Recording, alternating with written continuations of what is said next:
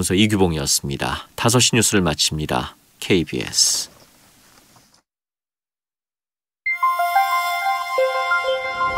대한민국 중심 채널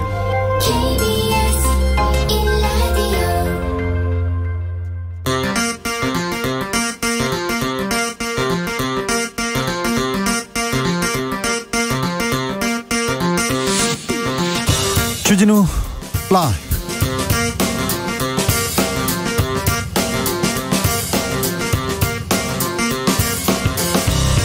2021년 11월 22일 월요일입니다. 안녕하십니까, 주진우입니다. 민주당 이재명 후보가 선대위 전면 쇄신을 외치면서 새로운 민주당으로 첫발을 내딛었습니다. 이재명의 민주당은 반성하는 민주당이 되겠다면서 부동산 문제에 대해서 사과했습니다. 대장동 의혹에 대해서도 국민의 마음을 읽는데 부족했다면서 사과했습니다. 국민의힘 윤석열 선대위는 삼김체제 출범을 알렸는데요. 그런데 김종인 전 비대위원장 합류가 연기됐습니다. 홍준표 의원은 삼김이 뒤섞인 윤석열 선대위는 잡탕밥이라고 평가했습니다. 정치적 번외 시점에서 짚어봅니다. 문재인 대통령이 퇴임 6개월 남기고 국민과의 대화를 했습니다. 부동산 문제가 가장 아쉽다고 거듭 사과했고요. 다음 정부로 부동산 문제를 넘기지 않겠다고 했습니다. 코로나로 힘든 소상공인 자영업자에 대한 지원을 약속하면서 K방역은 칭찬했습니다. 정치권에서는 반응이 엇갈렸는데요. 주스에서 정리해보겠습니다.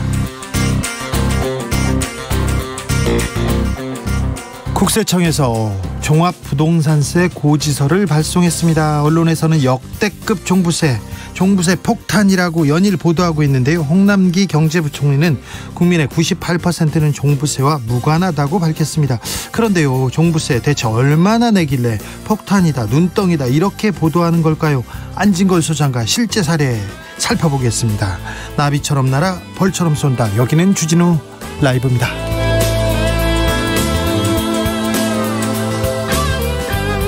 오늘도 자중자애, 겸손하고 진정성 있게 여러분과 함께 하겠습니다. 거의 2년 만에 수도권의 유치원생, 초중고등학교 학생들이 전면 등교했습니다. 오늘 학생들 다 학교 갔다고 합니다. 책가방 메고 학교로 향하는 아이들, 내년에는 수학여행 가고 싶어요, 이런 소망을 밝히기도 했는데 하루빨리 코로나가 끝나서 우리 아이들 맘 편히 공부하고 소풍 가고 수학여행 갈 수 있는 그런 날이 오기를 바라겠습니다. 아이들 학교 잘 다녀왔는지 걱정입니다. 오랜만에 친구들 만나서 잘 놀았는지, 무슨 얘기했는지 이야기 전해주십시오. 그리고 아이들 학교 보내신 학부모님도 응답해 주시고요. 선생님들도 고생 많으셨습니다. 샵 9730, 짧은 문자 50원, 긴 문자 100원입니다. 콩으로 보내면 무료입니다. 0648님께서 너무 추워요. 아이는 기관지염에 기침하는데도 밖이 좋은가 봐요. 자꾸 나가잖아요. 부모는 걱정이 태산인데. 그러게요. 오늘부터 좀 추워진답니다. 이번 주는 춥다니까 각별히 조심해야 됩니다. 그렇죠? 그럼 주진우 라이브 시작하겠습니다. 인생은 살아있는 것, 살아가는 것, 그리고 사랑하는 것. 주진우 라이브 송년 특집 공개방송 라이브 리브 러브에 코로나 시대를 잘 살아낸 여러분을 초대합니다. 지금 바로 주진우 라이브 홈페이지를 찾아와 주세요.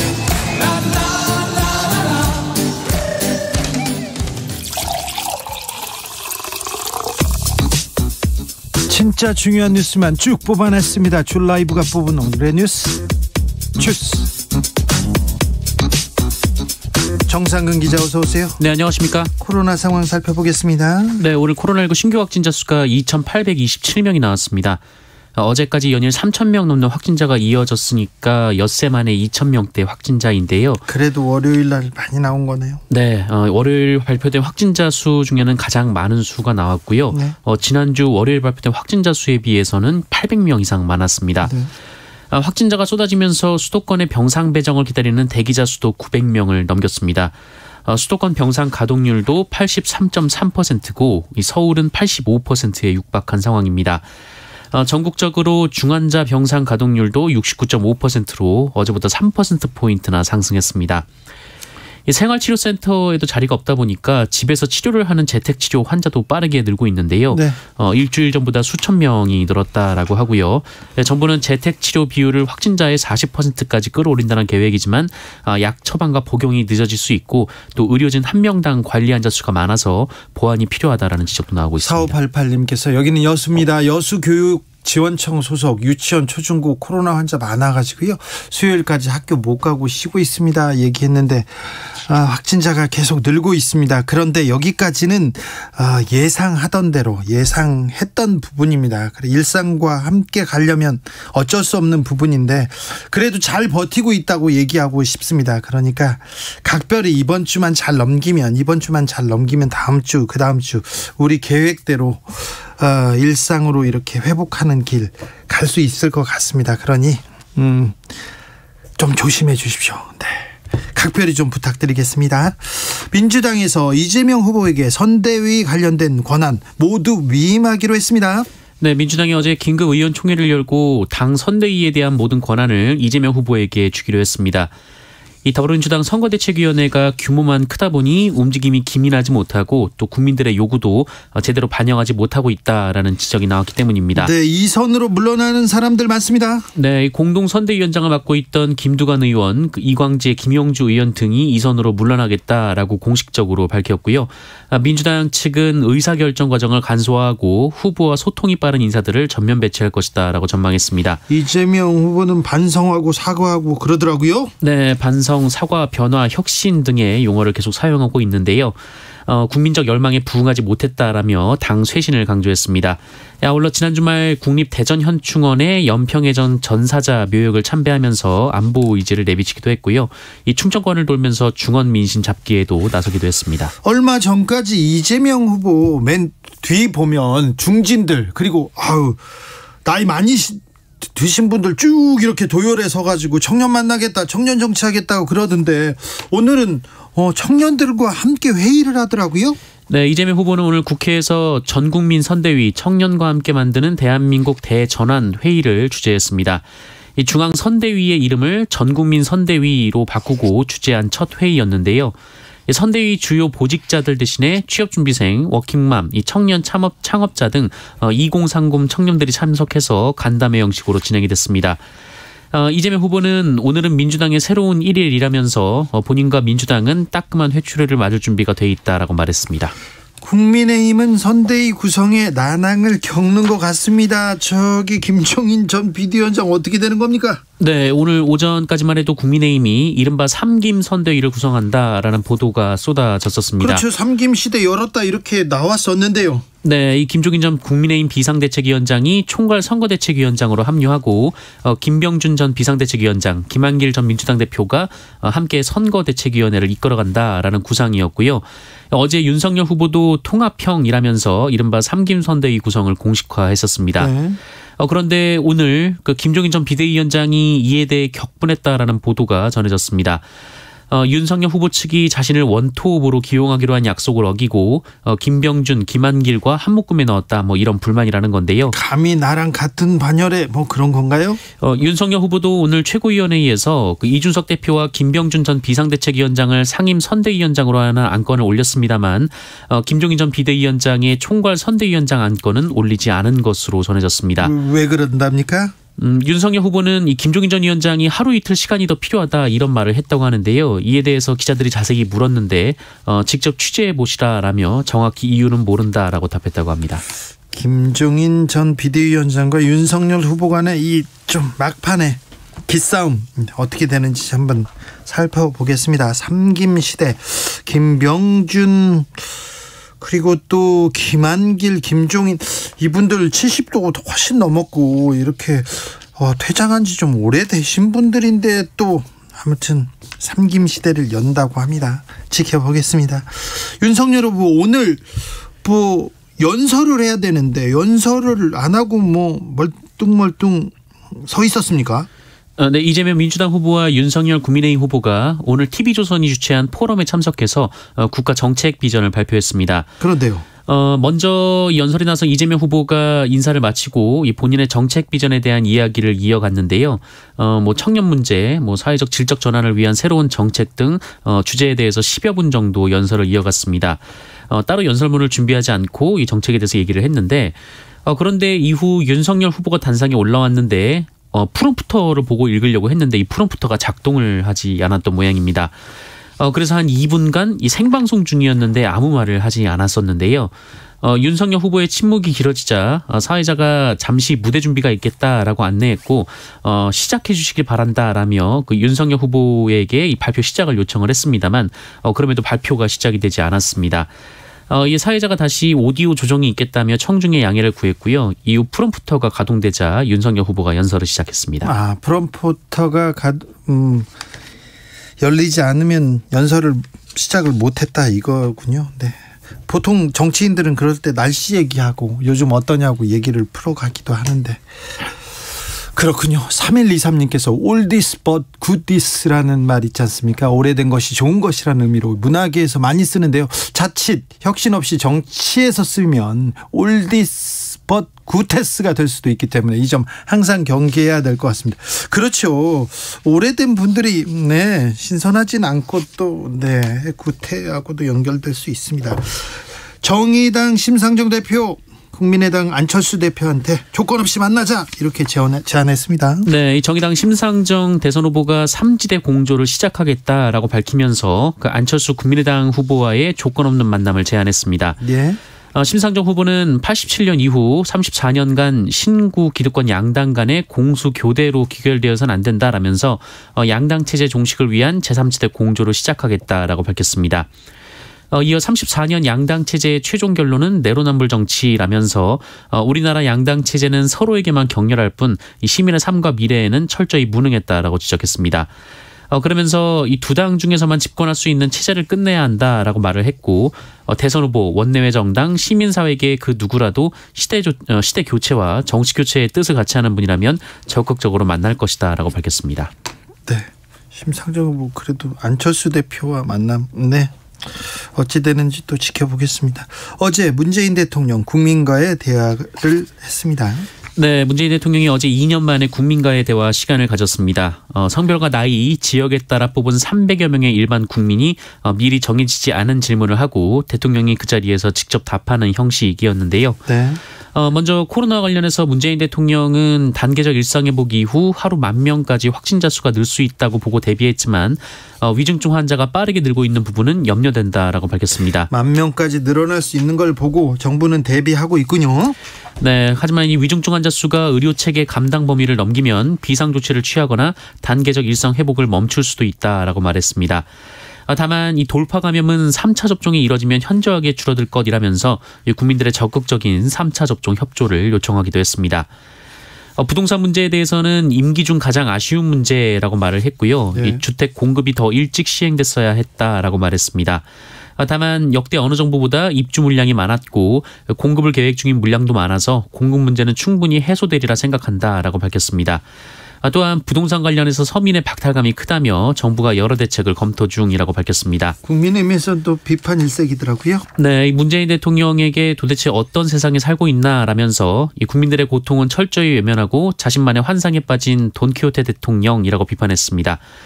이에 박수현 청와대 국민소통수석은 근거를 가지고 반박하라라며 불만을 드러내기도 했습니다. 검찰이 김만배 씨 화천대유의 핵심 인물이죠. 김만배 씨 기소했습니다. 네, 대장동 개발 로비 특혜 의혹의 핵심 인물인 화천대유 자산관리 대주주 김만배 전 머니투데이 기자, 그리고 천화동인 4호 소유주 남욱 변호사, 천화동인 5호 소유주 정영학 회계사가 오늘 재판에 넘겨졌습니다. 기소라는 것은 수사를 마치고 재판에 넘긴다는 그런 의미입니다. 네, 이 핵심 혐의는 특정경제범죄 가중처벌 등에 관한 법률상 배임 등입니다. 네. 앞서 기소된 유동규 전 성남도시개발공사 기획본부장과 이 천화동인 5호 소유주 정영학 회계사, 이 정민용 변호사 등과 공모해서 화천대유 및 그 관계사인 천화동인 등에 이익을 몰아줬고 이로 인해 최소 651억 원 상당의 손해를 이 성남도시개발공사에 끼친 혐의입니다. 네. 이 성남 도시개발공사에 대한 배임 혐의이기 때문에 검찰이 이번에도 그 이재명 후보의 직접적인 배임 혐의를 입증하지 못한 것으로 풀이되고 있습니다. 뇌물 혐의는요? 네, 김한배 씨는 대장동 개발 과정에서 특혜를 받는 대가로 유동규 전 본부장에게 700억 원의 뇌물을 약속하고 회사 돈 5억 원을 빼돌려서 실제 뇌물로 건넨 혐의도 있습니다.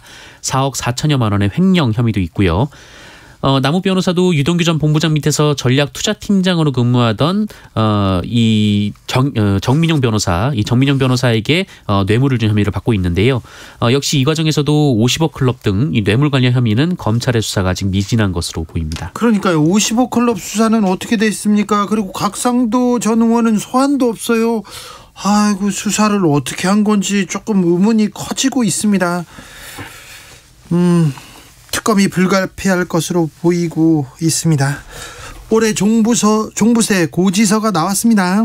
네, 이번 주 종부세 고지서가 나가는데요. 2021년 주택분 종합부동산세를 부과받은 사람이 95만여 명이라고 합니다. 지난해보다 27만 명이 더 늘어서 40% 정도 늘었고요. 이 납부세액은 전체 5조 7천억 원으로 지난해 3배 수준으로 올라갔다고 합니다. 이 종부세가 정치적 쟁점도 됐는데요. 윤석열 국민의힘 후보는 종부세가 이중과세 등 문제가 많은 세제라면서 전면 재검토를 공약했습니다. 반면 민주당은 종부세 납부 대상이 전체 2%가 채 안 되고 이 종부세를 내는 사람 중 주택을 한 채만 가지고 있는 사람도 13% 정도에 불과하며 그 금액도 전체 종부세의 3.5%에 불과하다라고 반박하고 있습니다. 네. 홍남기 경제부총리도 전체 국민의 98%는 종부세와 무관하다라면서 종부세 부담의 대부분은 다주택자 그리고 법인이 부담한다라고 밝혔습니다. 1주택자는 거의 좀 해당하는 사람이 별로 아주 좁습니다. 네, 적어요. 안진걸 소장하고 종부세에 대해서는 좀 자세하게 이야기 나누겠습니다. 잠시 후 2부에서 김창룡 경찰청장이 층간소음 흉기 난동 사건에 대해서 사과했습니다. 네, 인천 남동구의 한 빌라에서 발생한 층간소음 흉기 난동 사건과 관련해서 부실 대응으로 도마 위에 오른 경찰인데요. 결국 김창룡 경찰청장은 어제 국민의 생명과 안전을 지키는 것은 경찰의 가장 중요한 사명이자 소명이라면서 위험에 처한 국민을 지켜드리지 못한 이번 사건에 대해 피해자와 가족, 국민 여러분께 깊은 사과의 말씀을 드린다라고 사과했습니다. 문재인 대통령도 이야기를 했어요. 네, 오늘 인천 흉기난동 사건의 경찰 대응과 관련해서 이 남경과 여경의 문제가 아니라 이 현장에 출동한 경찰의 기본 자세와 관련된 상황이다라고 말했습니다.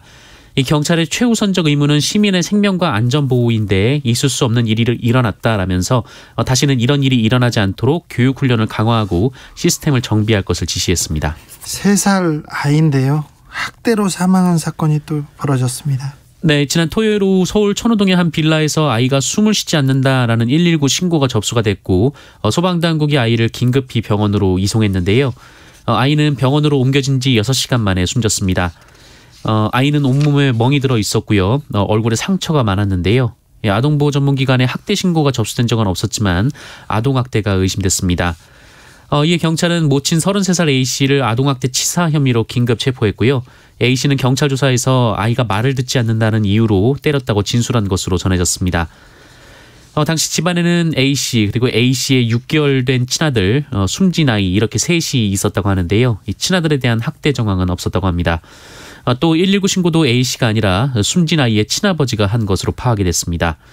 경찰은 국립과학수사연구원에 아이 시신에 대한 부검을 맡겼고요. A씨를 상대로 범행 동기를 조사한 뒤 구속영장을 신청할 방침입니다. 엄벌에 처해야 합니다. 마스크를 써달라는 편의점 직원이 있었습니다. 그런데 남성이 뺨을 때렸어요. 네, 국내 한 편의점에서 근무하는 아르바이트생분이 손님에게 마스크를 착용해달라고 요구했다가 폭행을 당하는 일이 발생했습니다. SNS에 공개된 영상에 따르면 한 손님이 계산대에서 물건을 가져와 계산을 진행했는데요. 이 손님이 마스크를 착용하지 않았다는 사실을 보고 아르바이트생분이 손님에게 마스크를 가리키며 방역수칙을 설명했다라고 합니다. 그런데 그 얘기를 듣다가 이 봉투에 물건을 모두 담은 후 이 아르바이트생분의 뺨을 쳤다라는 건데요. 뺨을 맞은 충격으로 이 아르바이트생분이 바닥에 쓰러졌고 손님은 자신의 카드와 봉투를 챙겨서 편의점을 떠났습니다.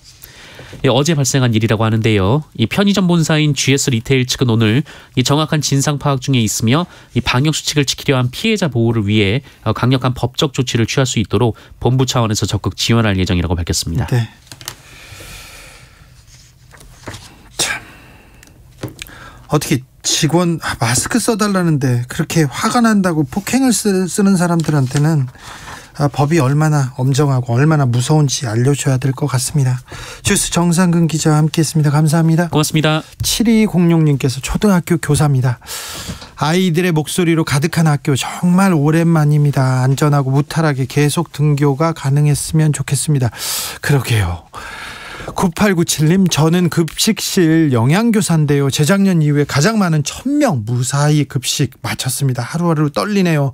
그러게요. 우리 아이들 밥 먹으면서 이렇게 얘기하지 못하고 이렇게 떨어져서 친구들이랑 같이 못 먹는다고 하는데 참 안타깝습니다. 그래도 아무튼 이런 좀 불안하지만 그래도 이 거리두기 잘 해서 아이들 학교 가는 거는 꼭 좀 지켜주고 싶습니다. 4710님, 사회는 단계적 일상 회복이라지만 학교는 초초초 긴장입니다. 초등학생은 아직 백신 접종이 없고요. 이번 달에 학생 감염 폭증한 상태라 방역 지침 철저히 지키고 학생들 고생 많습니다. 그리고 요즘 감기, 독감, 장염도 유행이라 정신없어요. 그래도 유증상이면 다 검사하고 음성 확인하고 등교하는 학생들 덕분에 안전히 지켜지고 있습니다. 이렇게 열심히 지키고 있군요. 4567님, 학교 다닐 때 어떻게 하면 하루라도 학교 안 나갈 수 있을까 소망했는데 요즘은 학교 가길 소망하는 모습을 보니 마음 아프네요. 그렇죠. 네, 안쓰러워 죽겠어요. 책가방 메고 이렇게 학교 가는 아이들 보면 아이들을 위해서라도 어른들이 조금 더 사회적 거리두기 그리고 마스크 쓰기 좀 잘 지켜야 됩니다. 마스크 써달라고 뭐 했다고 막 화내고 그런 사람은 안 됩니다. 절대. 네, 교통정보센터 다녀오겠습니다. 김한나 씨. 네, 고속도로는 현재 상습 정체 구간을 중심으로 밀리고 있는데요. 곳곳으로 강풍 주의 구간들이 있어서 적재물 차량은 다시 한번 짐들을 확인을 해주시기 바랍니다. 먼저 경부고속도로 서울 쪽으로 청주 휴게소 부근부터 밀리고 있고요. 이후로 안성 휴게소에서 남사 나들목까지 또 기흥동탄 부근에서 수원 나들목까지 8km 정체되고 있습니다. 더 가서 판교 분기점 부근과 달래내 부근에서 한남 나들목까지 더디게 지나고요. 반대 부산 방면으로는 오산 부근에서 작업을 하고 있어서 부근으로 서행하고 있습니다. 이전에는 한남에서 서초 또 신갈 분기점 부근에서 수원 나들목까지 속도 떨어집니다. 수도권 제일순환고속도로 구리에서 판교 쪽으로는 구리 남양주요금소부터 밀려서 광암터널 부근 8km 정체고요. 일산에서 판교 쪽으로는 김포에서 송내까지 14km 길게 정체입니다. 마지막으로 서해안고속도로 서울 방면 발안에서 팔탄 분기점 9km 또 비봉에서 용담터널까지 밀리고 있고 일찍에서 금천까지도 속도 떨어집니다. KBS 교통정보센터였습니다. 주진우 라이브.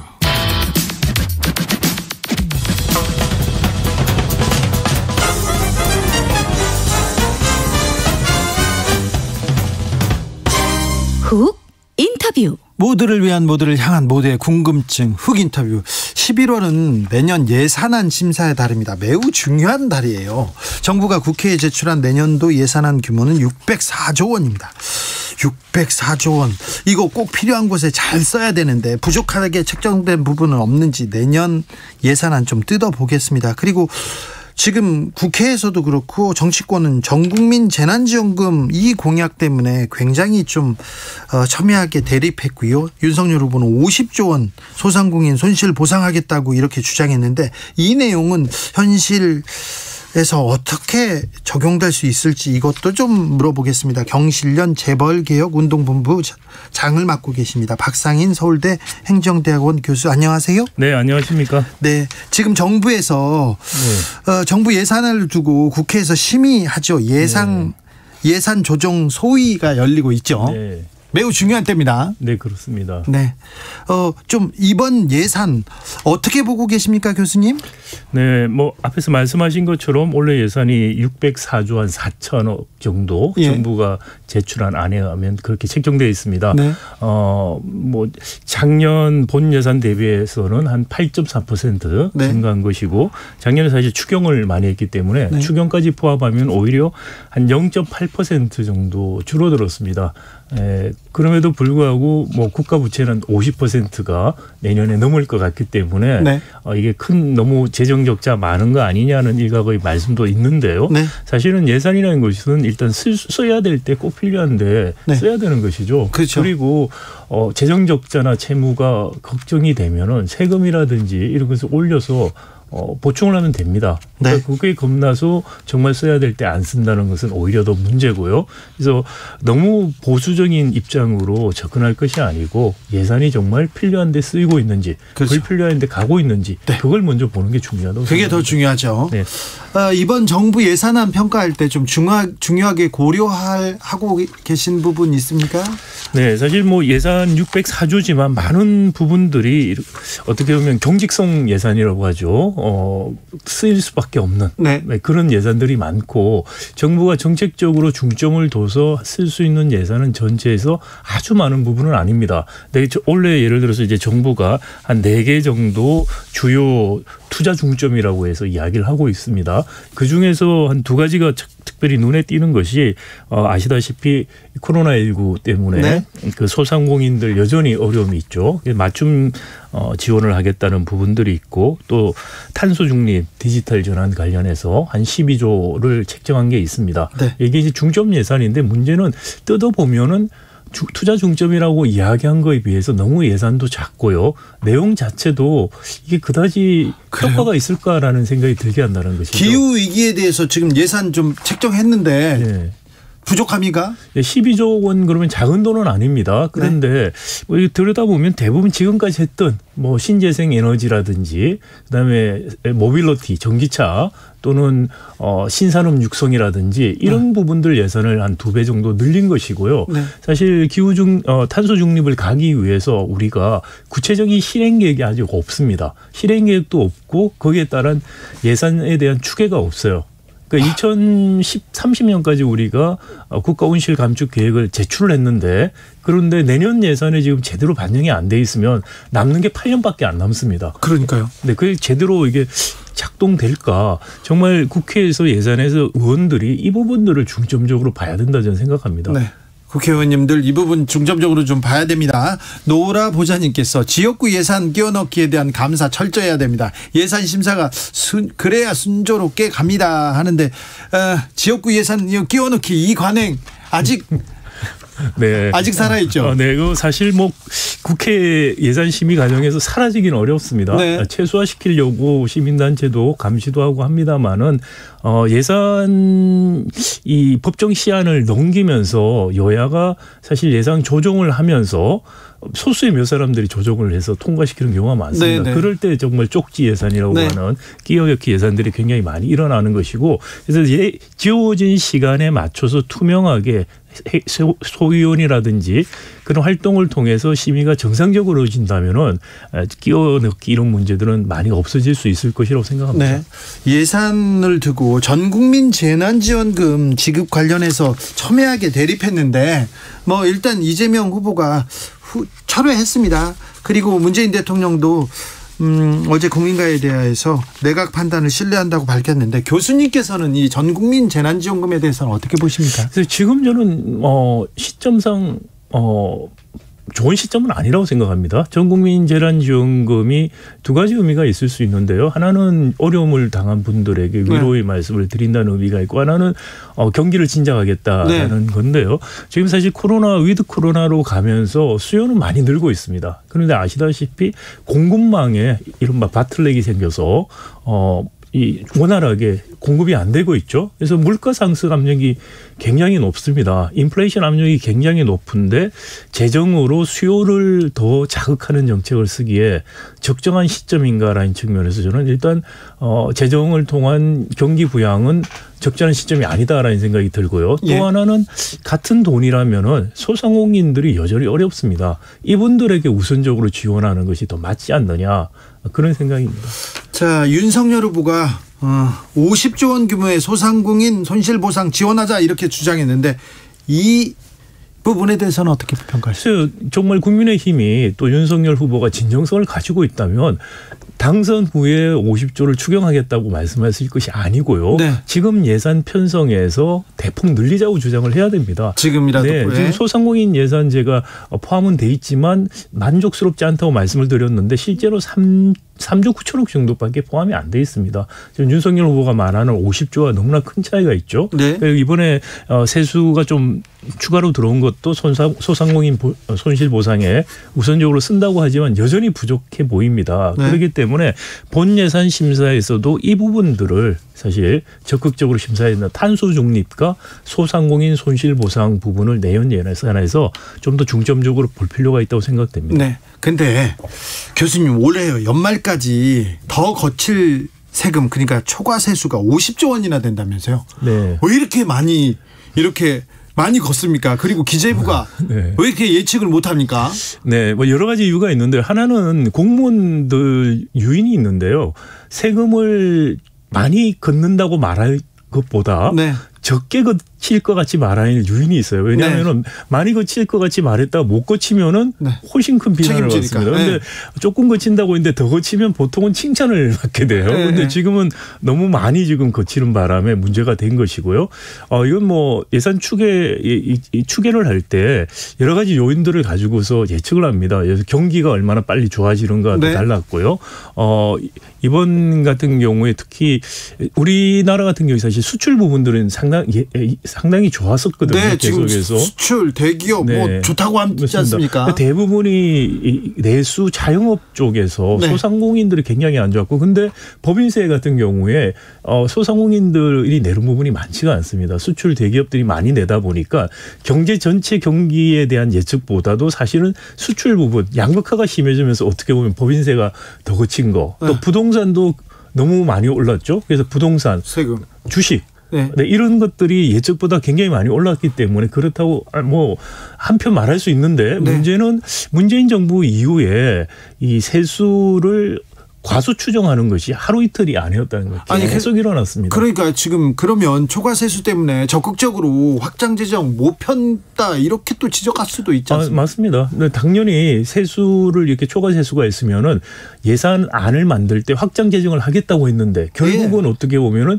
균형 내지는 축소하는 재정을 할 수도 있는 것이죠. 그래서 좀 정확한 예산 추계가 중요하고 현재는 예산 추계를 수입 추계를 어떻게 하는지에 대해서 정확하게 아는 사람이 없습니다. 몇 사람들이 하는데 외부 전문가들이 더 참여해서 좀 더 오픈해서 할 필요가 있다는 생각이 듭니다. 문재인 정부 들어서 초과세수가 더 늘어났습니까? 아니면 이건 쭉 있었던 관행 같은 일입니까? 초과세수가 있고 어떨 때는 부족할 때도 있고 이렇게 했습니다. 그런데 보통은 초과세수가 조금 더 있었습니다. 말씀드린 것처럼 관료들의 유인입니다.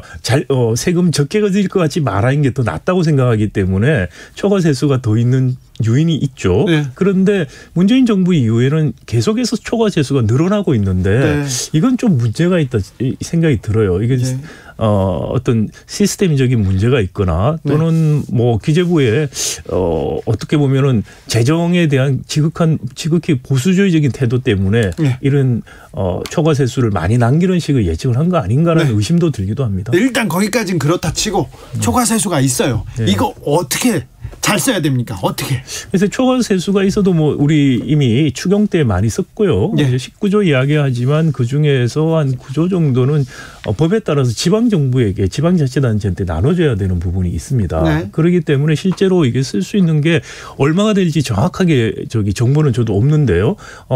이거 뭐 정부에서 이야기한 것처럼 소상공인 지원에 우선적으로 해야 된다. 우리 손실보상법에서 제외됐던 그렇지만 뭐 여행업이라든지 이런데 손님이 없어서 굉장히 어려운 업종에 계시는 분들 지원을 충분히 못 받았고요. 그리고 저는 조금 더 여유가 있으면 작년에 사실 우리가 재정 지원보다 금융 지원을 많이 했습니다. 그런데 소상공인들이 금융 지원을 받고 그것을 변제할 능력이 없는 경우가 많습니다. 그러면 신용불량자가 되고요. 금융기관은 부실화가 됩니다. 작년에 금융 지원해 줬던 것을 재정 지원으로 대체해 주는 것도 생각해 봐야 된다 생각합니다. 나타락 시장님께서 예측을 못하는 게 아니라 전 국민 지원 안 하려고 속이는 겁니다. 이렇게 오해하시는 분들 좀 있습니다.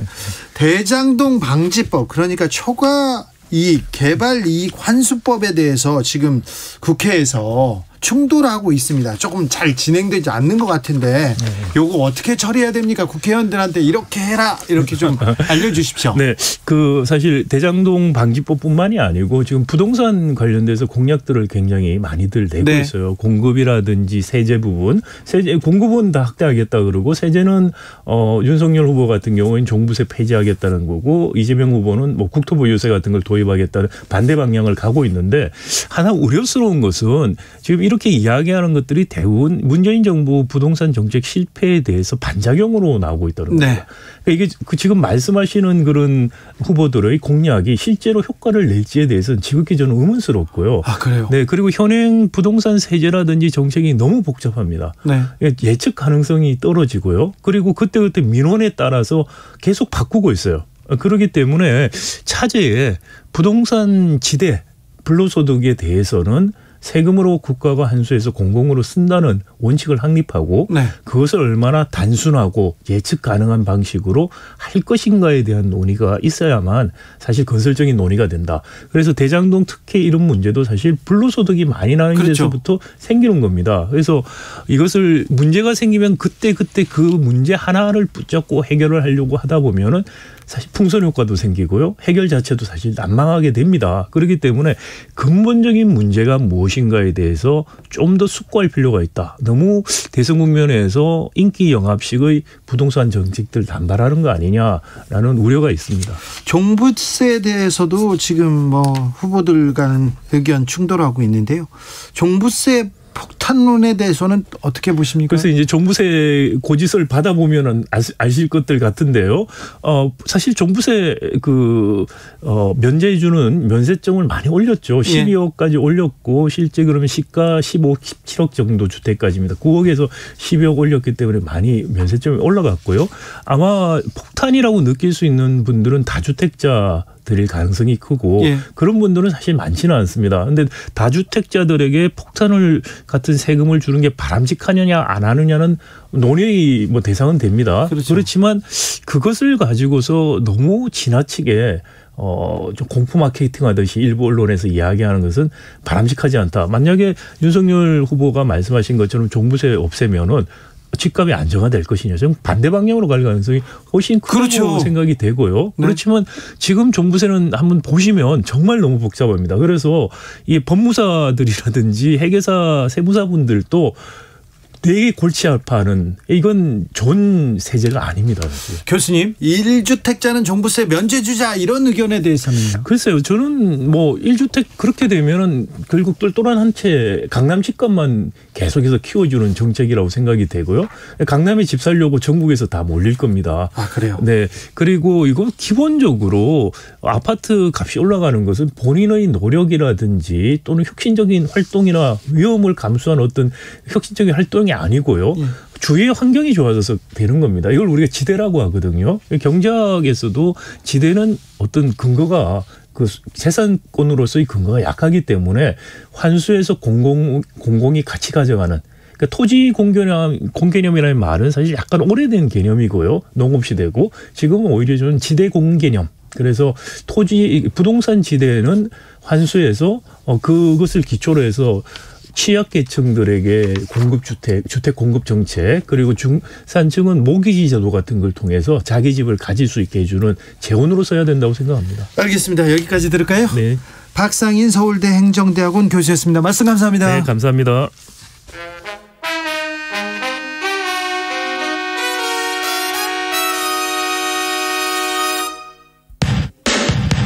주진우 라이브 돌발 퀴즈. 오늘의 돌발 퀴즈는 객관식입니다. 문제를 잘 듣고 보기와 정답을 정확히 적어 보내주세요. BTS가 이 시상식에서 대상격인 올해의 아티스트상을 받았습니다. BTS는 함께 후보에 오른 아리아나 그란데, 테일러 스위프트 등을 제치고 올해의 아티스트 트로피를 거머쥐었는데요. 1974년 이 상이 생긴 이래 아시아 가수가 이 시상식에서 올해의 아티스트상을 받은 건 BTS가 처음입니다. 빌보드 그리고 그래미와 함께 미국의 3대 음악상으로 불리는 이것은 무엇일까요? 보기 드릴게요. 보기 1번 천하장사 씨름대 축제, 2번 KBS 가요대 축제, 3번 아메리칸 뮤직 어워즈. 다시 한번 들려드릴게요. 1번 천하장사 씨름대 축제, 2번 KBS 가요대 축제, 3번 아메리칸 뮤직 어워즈.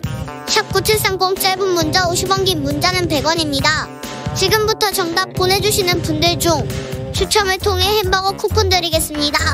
주진우 라이브 돌발 퀴즈 내일 또 만나요.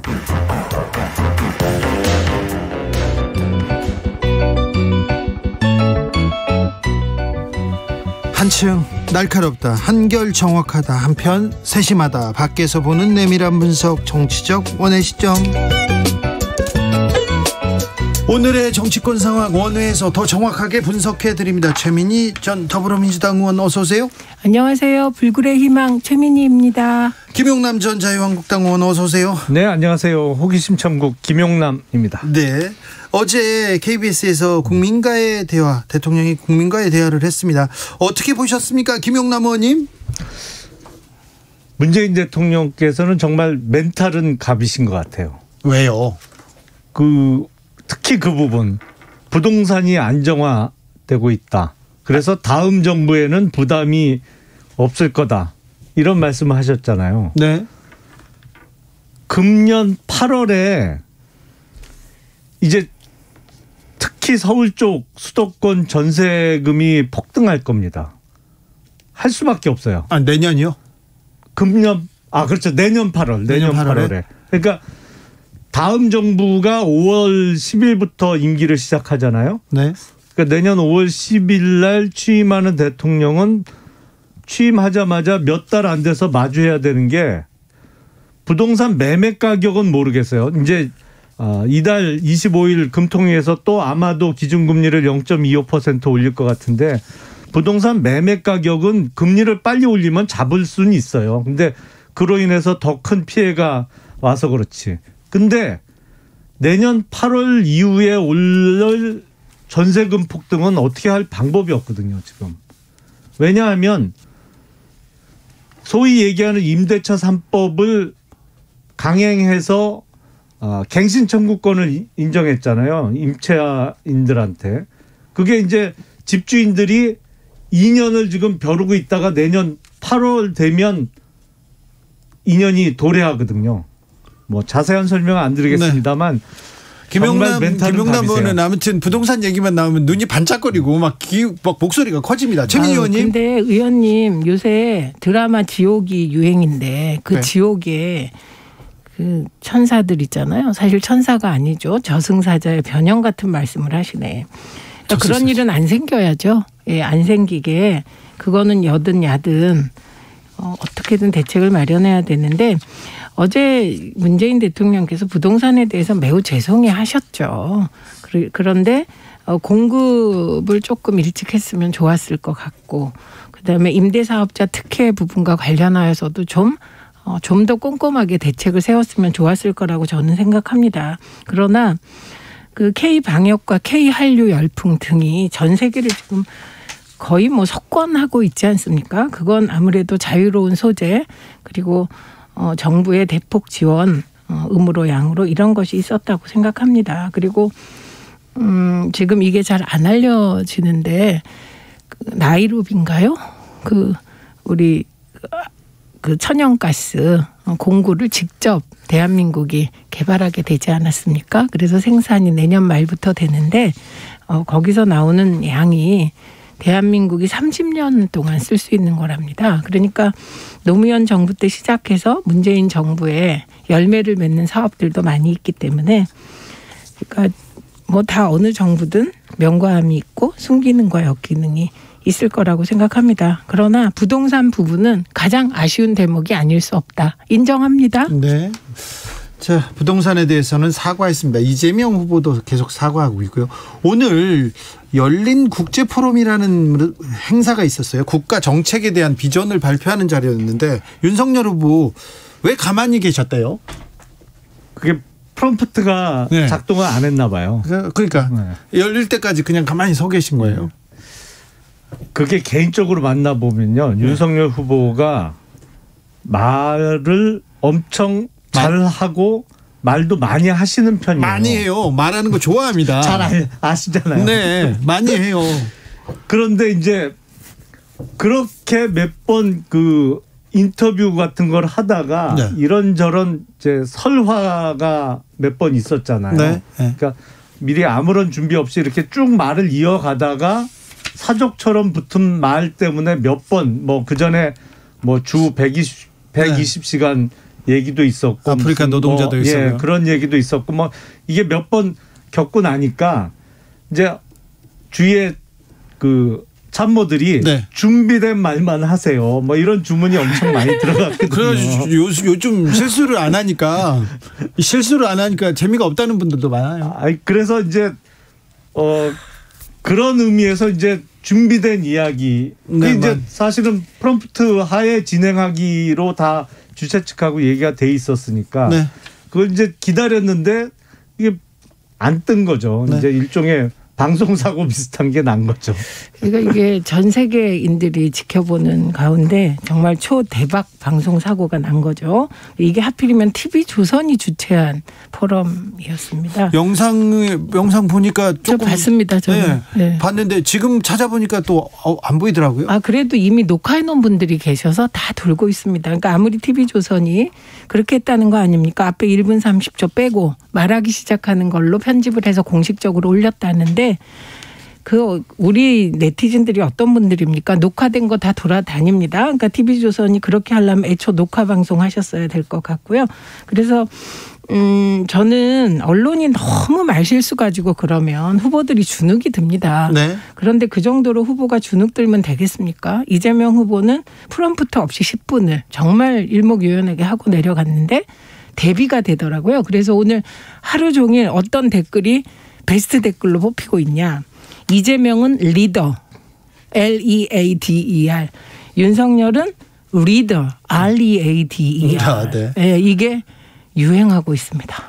이재명 후보도 그 말실수 때문에 요새 백풀 안 하잖아요. 기자들한테. 그게 이게 백풀하고 같은가요? 그러니까 수준이? 사실은 비슷한 유형의 어떤 그 주문이 각 캠프에서 다 있었던 거죠. 후보들한테. 근데 윤석열 후보는 어떤 공식 행사나 뭐 이 끝난 이후에 100%는 계속 하고 있는데 이재명 후보께서는 요새 아예 100%를 안 하시더라고요. 보니까 그 기자들이 그거 관련해서도 불만이 많긴 많던데. 근데 중요한 것은 그 대통령 후보 배짱이 좀 있어야 되지 않겠습니까? 아무리 기자들이 실수 가지고 막 그러고 공격을 해도 그래도 이런 세계 그 글로벌 포럼에서는 배짱 있게 1분 30초 그러면 그렇게 이렇게 고개 돌리돌이 하지 마시고 그래도 뭔가 얘기는 해야죠. 이 얘기라도 해야 돼. 그럴 때 제가 조언하자면 저 프롬프트가 안 나옵니다. 그런데 우리는 대한민국 언론인들은 너무 꼼꼼해서 말실수 하나라도 하면 저희는 정말 큰일 나기 때문에 제가 잠시 딴 얘기하겠습니다. 이 정도의 배짱은 있어야 하지 않을까 싶네요. 방송국에서 왜 그랬을까요? 그러니까 녹화 편집해야지. 프롬프트 하에 진행하기로 다 사전에 계획이 돼 있었는데 왜 그런 사고를 냈을까요? 그걸 기다리다가 이제 그 프롬프트 늦게 준비한 사람은 누군지 내일 검찰 조사 받지 않을까. 민주당원 아닌가요? 저렇게 음모론이 나오지 않을까. 이미 그게 댓글에 떴습니다. 오늘 여론조사 어제 오늘 나온 여론조사 보면 또 윤석열 후보의 지지율이 조금 하락하고 또 이재명 후보가 또 반등하는 그런 모습을 보이는데 캠프에서는 어떻게 보고 계십니까? 그래서 이게 너무 지난주하고 완전히 반전되는 여론조사라 이게 약간 샘플링에 다른 방법이 사용됐거나 뭐 그런 거 아니냐. 사실은 추세를 좀 봐야 되는데 지난주까지의 추세하고 너무 다른 여론조사가 툭 튀어나와서. 그래서 흐름이 좀 바뀌는 건가요? 글쎄요. 흐름이 바뀔 만한 이유가 있었나요? 최근에? 네, 있었습니다. 그건 아닌 것 같은데요. 그게 뭐가 있었냐면 윤석열 후보는 부자 몸조심을 하셨고 그리고 이재명 후보는 위기의식을 느껴서 11월 19일부로 완전히 대선 과정에서 방점을 찍었습니다. 터닝 포인트. 그 첫 번째가 본인은 전국민 재난지원금이 트레이드 마크인데 그거 정부가 반대하고 이러면 포기하겠다라고 얘기한 부분이 사실 저 같은 사람은 왜 신념을 바꾸지 이런 생각도 하는데 주변에서는 다 이재명이 저런 모습도 있구나. 지도자는 저렇게 민심에 귀를 기울여야지. 이런 분위기가 더 많았다는 점. 그리고 이재명 후보가 반성 모드로 돌아섰고 계속 사과하고 반성하고 있습니다. 네. 그리고 잘못한 건 잘못했다고 얘기하고 시작하자. 이게 파급력이 굉장히 컸어요. 그리고 메타버스 타면서 그 시장을 돌아다니잖아요. 근데 거기서 저도 가슴이 뭉클한 장면들이 나왔고 기성 언론에선 보도를 잘 안 하는데 이게 엄청나게 돌고 있는데요. 95세 된 할머니를 붙잡고 우는 장면이라던가 그리고 눈물 젖은 빵 안 먹어본 사람은 우리 마음 몰라요 라는 시장 아주머니의 말이라든가 이런 게 그 바닥을 지금 막 흔들고 있다고 봐야죠. 그래서 부자 몸조심을 계속하면 저는 이 현상 계속될 것 같습니다. 윤석열 후보가. 그 이재명 후보가 한때 주장했던 재난지원금은 사실은 아예 드러내놓고 불법적인 것을 하겠다고 한 거고 또 그 불법적인 행위에 가담하라고 기재부 공무원들에게 압박을 가하다가 사실은 너무 무리한 거죠. 너무 억지를 부리다가 3주 만에 포기를 한 거죠. 그게 무슨 유연성이에요. 그거는 정말 불법까지는 택도 없는 얘기를 하다가 왜냐하면 그게 국세징수법 위반이고 국가재정법 위반이거든요. 안 되는 얘기를 처음부터 주장을 한 거예요. 국가재정법상 초과세수는 40%는 지방교부세로 내려주게 돼 있어요. 그리고 30%는 기존의 국가 채무를 갚는 데 써야 되거든요. 근데 그걸 다 무시하고 초과세수로 돌려서 그걸 재난지원금으로 내년 1월에 지급하겠다는 거는 그러니 아무리 지금 기재부 공무원들이 대가 없고 그냥 문재인 정부에서 하라는 대로 해왔지만 그건 못하는 거죠. 그러니까 옥지 부리다가 포기한 거죠. 3주 만에. 우선 지금 국가재정법 91조 그거 얘기하는 거죠. 거기에 30%가 어디 국채 갚는 데 씁니까? 의원님 이 부분은 저는 불법이 아니기 때문에 윤석열 캠프가 껄핏하면 법적 고발 고소하는데 안 하는 거라고 보고요. 재난지원금 불법이다. 그거는 정말 그 말이 반론 안 되는. 2부에서 듣겠습니다. 그리고 벌써. 가스공사는 내년부터 모잠비크에서 LNG 생산 수출을 시작합니다.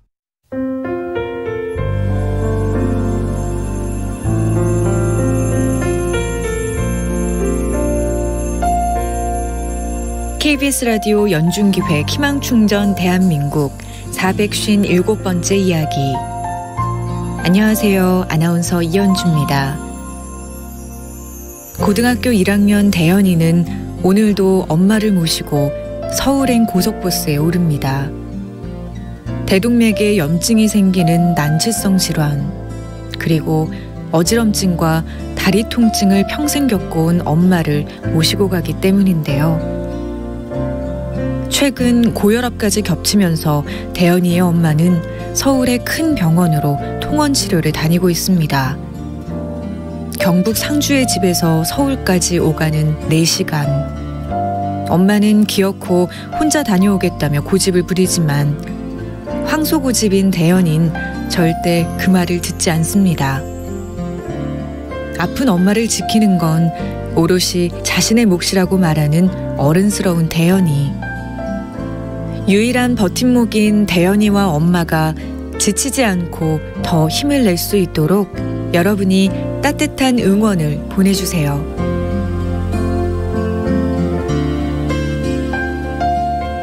여러분의 따뜻한 손길이 희망의 빛이 됩니다. ARS 060-700-1580 060-700-1580 한 통화 3,000원으로 희망을 선물해주세요. KBS 라디오 연중기획 희망충전 대한민국은 초록우산 어린이재단, 인탑스 주식회사 그리고 청취자 여러분과 함께합니다. ARS 060-700-1580 한 통화 3,000원입니다.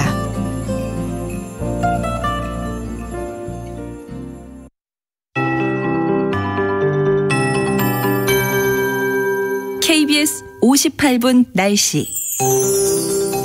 하루 사이에 날씨가 급변했습니다. 대기 상황은 개운해졌습니다. 미세먼지가 많이 사라졌습니다. 내일은 전국적으로 좋은 단계도 예상되는 상황입니다.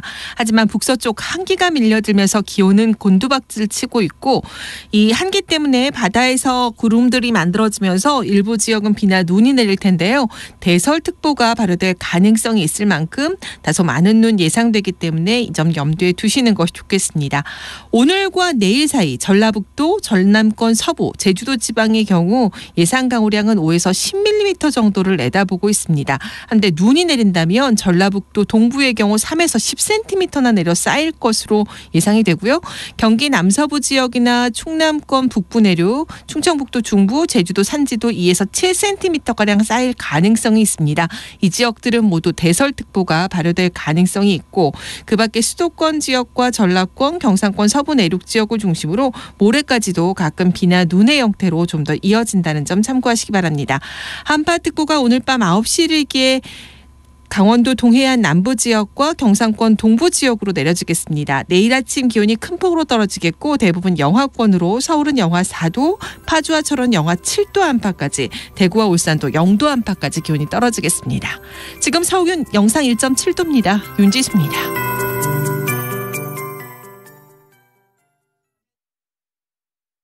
정성을 다하는 국민의 방송 KBS가 6시를 알려드립니다. AM 711kHz, FM 97.3MHz, KBS 1라디오입니다. HLKA.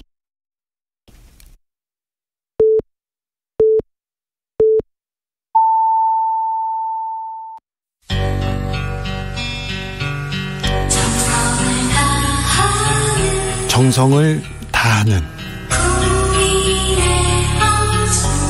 국민의 방송 KBS 주진우 라이브. 그냥 그렇다고요.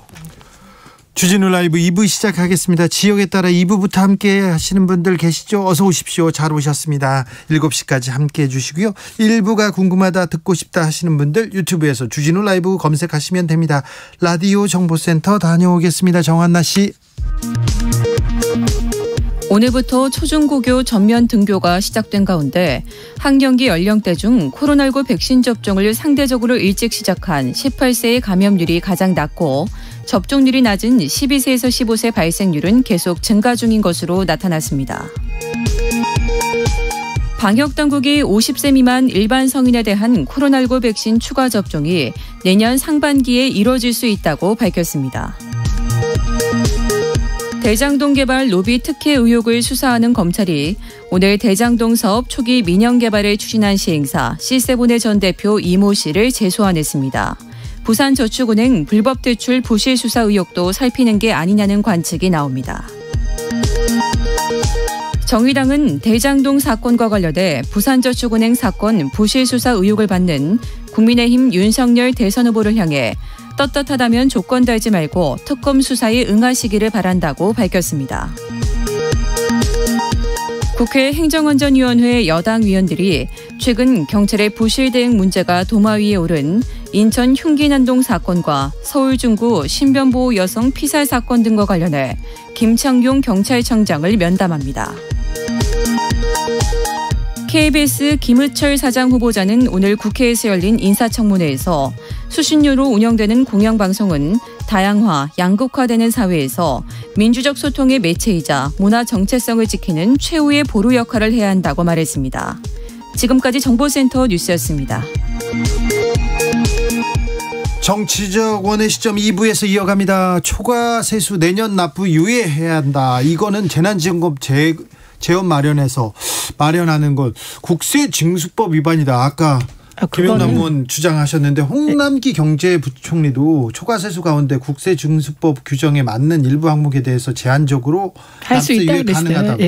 그래서 이거는 불법이라는 부분은 우리가 그냥 합의로 취소합니다. 왜냐하면 우리 잘리면 안 되니까. 네. 잘리면 안 돼서 취소합니다. 아니 제한된 사안에 대해서 유예가 가능한 거죠. 아니 그러니까 그런데 중요한 거는 애초에 초과세수 얘기가 나온 시점과 이재명 후보가 전국민 재난지원금을 얘기한 시점이 달라요. 초과세수가 이후예요. 자, 요거는 여기까지 하고 중요한 부분이 있어요. 김종인 전 비대위원장 어떻게 한대요? 지금 선대위 구성 어떻게 한대요? 이준석 대표도 생각이 다른 것 같은데요.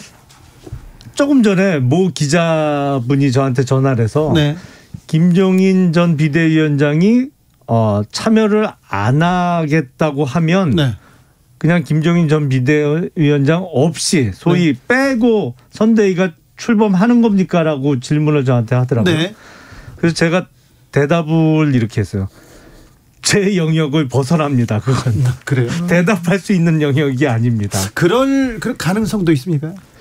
근데 사실은 어제는 그 소위 삼김 선대위 이게 꾸려지는 거로 보도가 됐잖아요. 그러니까 김종인 전 비대위원장, 김병준 위원장 그리고 김한길 위원장 세 분이 다 80대, 70대, 70대 이게 합류를 하는 거로 보도가 돼서 정말 저도 깜짝 놀랐어요.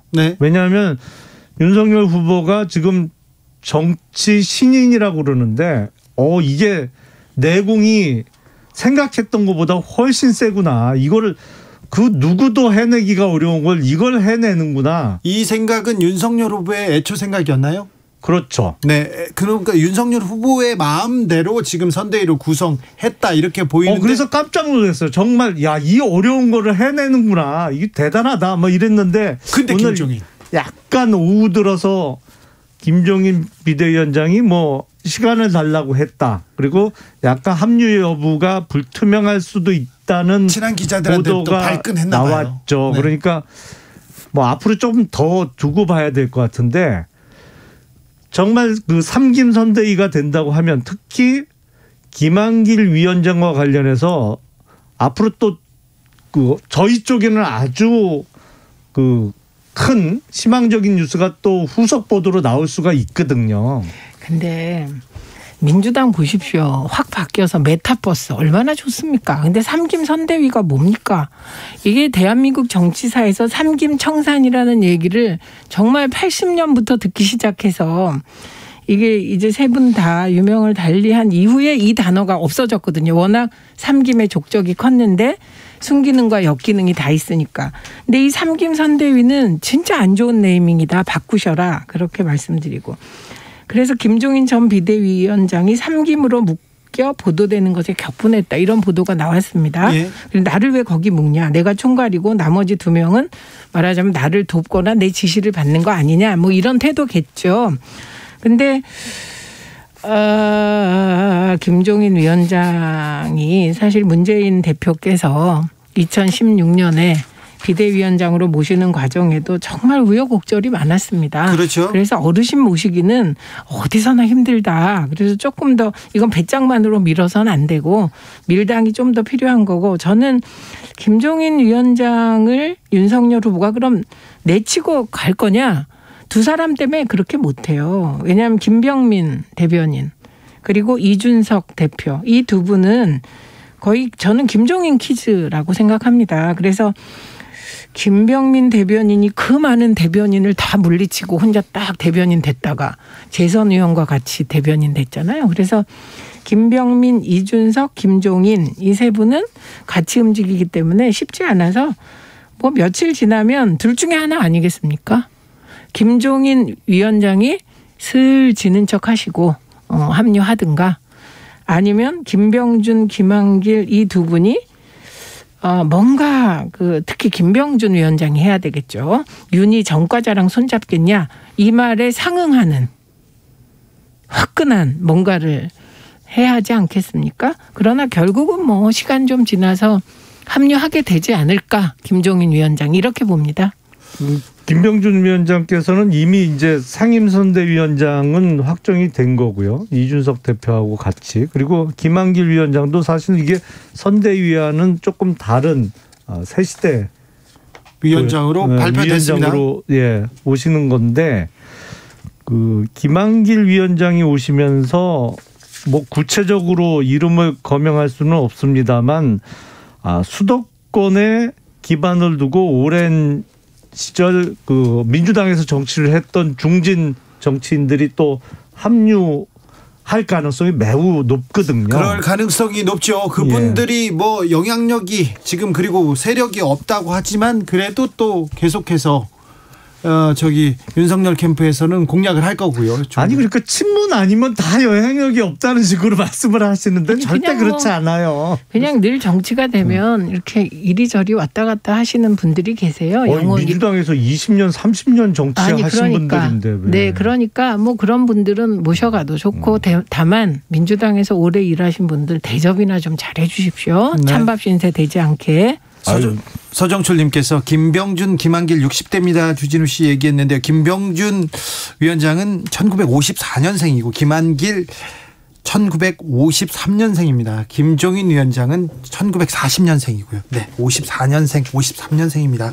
자, 아직 70은 안 되셨네요. 이제 만으로 하면 안 됐습니다. 네. 만 따지는 거예요. 네, 만으로 하면. 네. 그런데 그래서 선대위는 거의 잘 꾸려지고 별 문제 없이 지금 가고 있는 겁니까? 분위기는 어떻습니까? 사실은 이제 위에부터 좀 확정이 돼야 쭉 되는데요. 네. 아직 구체적인 그 본부장급 뭐 이런 게 아직 확정이 안 돼서 장제원 의원은 다시 또 컴백하는 건가요? 뭐 비서실장 됩니까? 그게 아주 초미의 관심사던데 기자들의. 그것도 제가 답변할 범위를 벗어나는 것 같습니다. 근데 임명해 주세요. 그 도장을 찍어 주세요. 의원님께서. 네, 장제원 의원이 이제 일요일 날 그 행사장에 같이 교회에 같이 갔더라고요. 같이 갔고 하는 거로 봐서 선대위에 합류할 가능성이 좀 높지 않나 이렇게 그냥 예측할 뿐입니다. 네. 교회는 왜 그렇게 가시는 거예요? 왕자 논란 때문에 그런가요?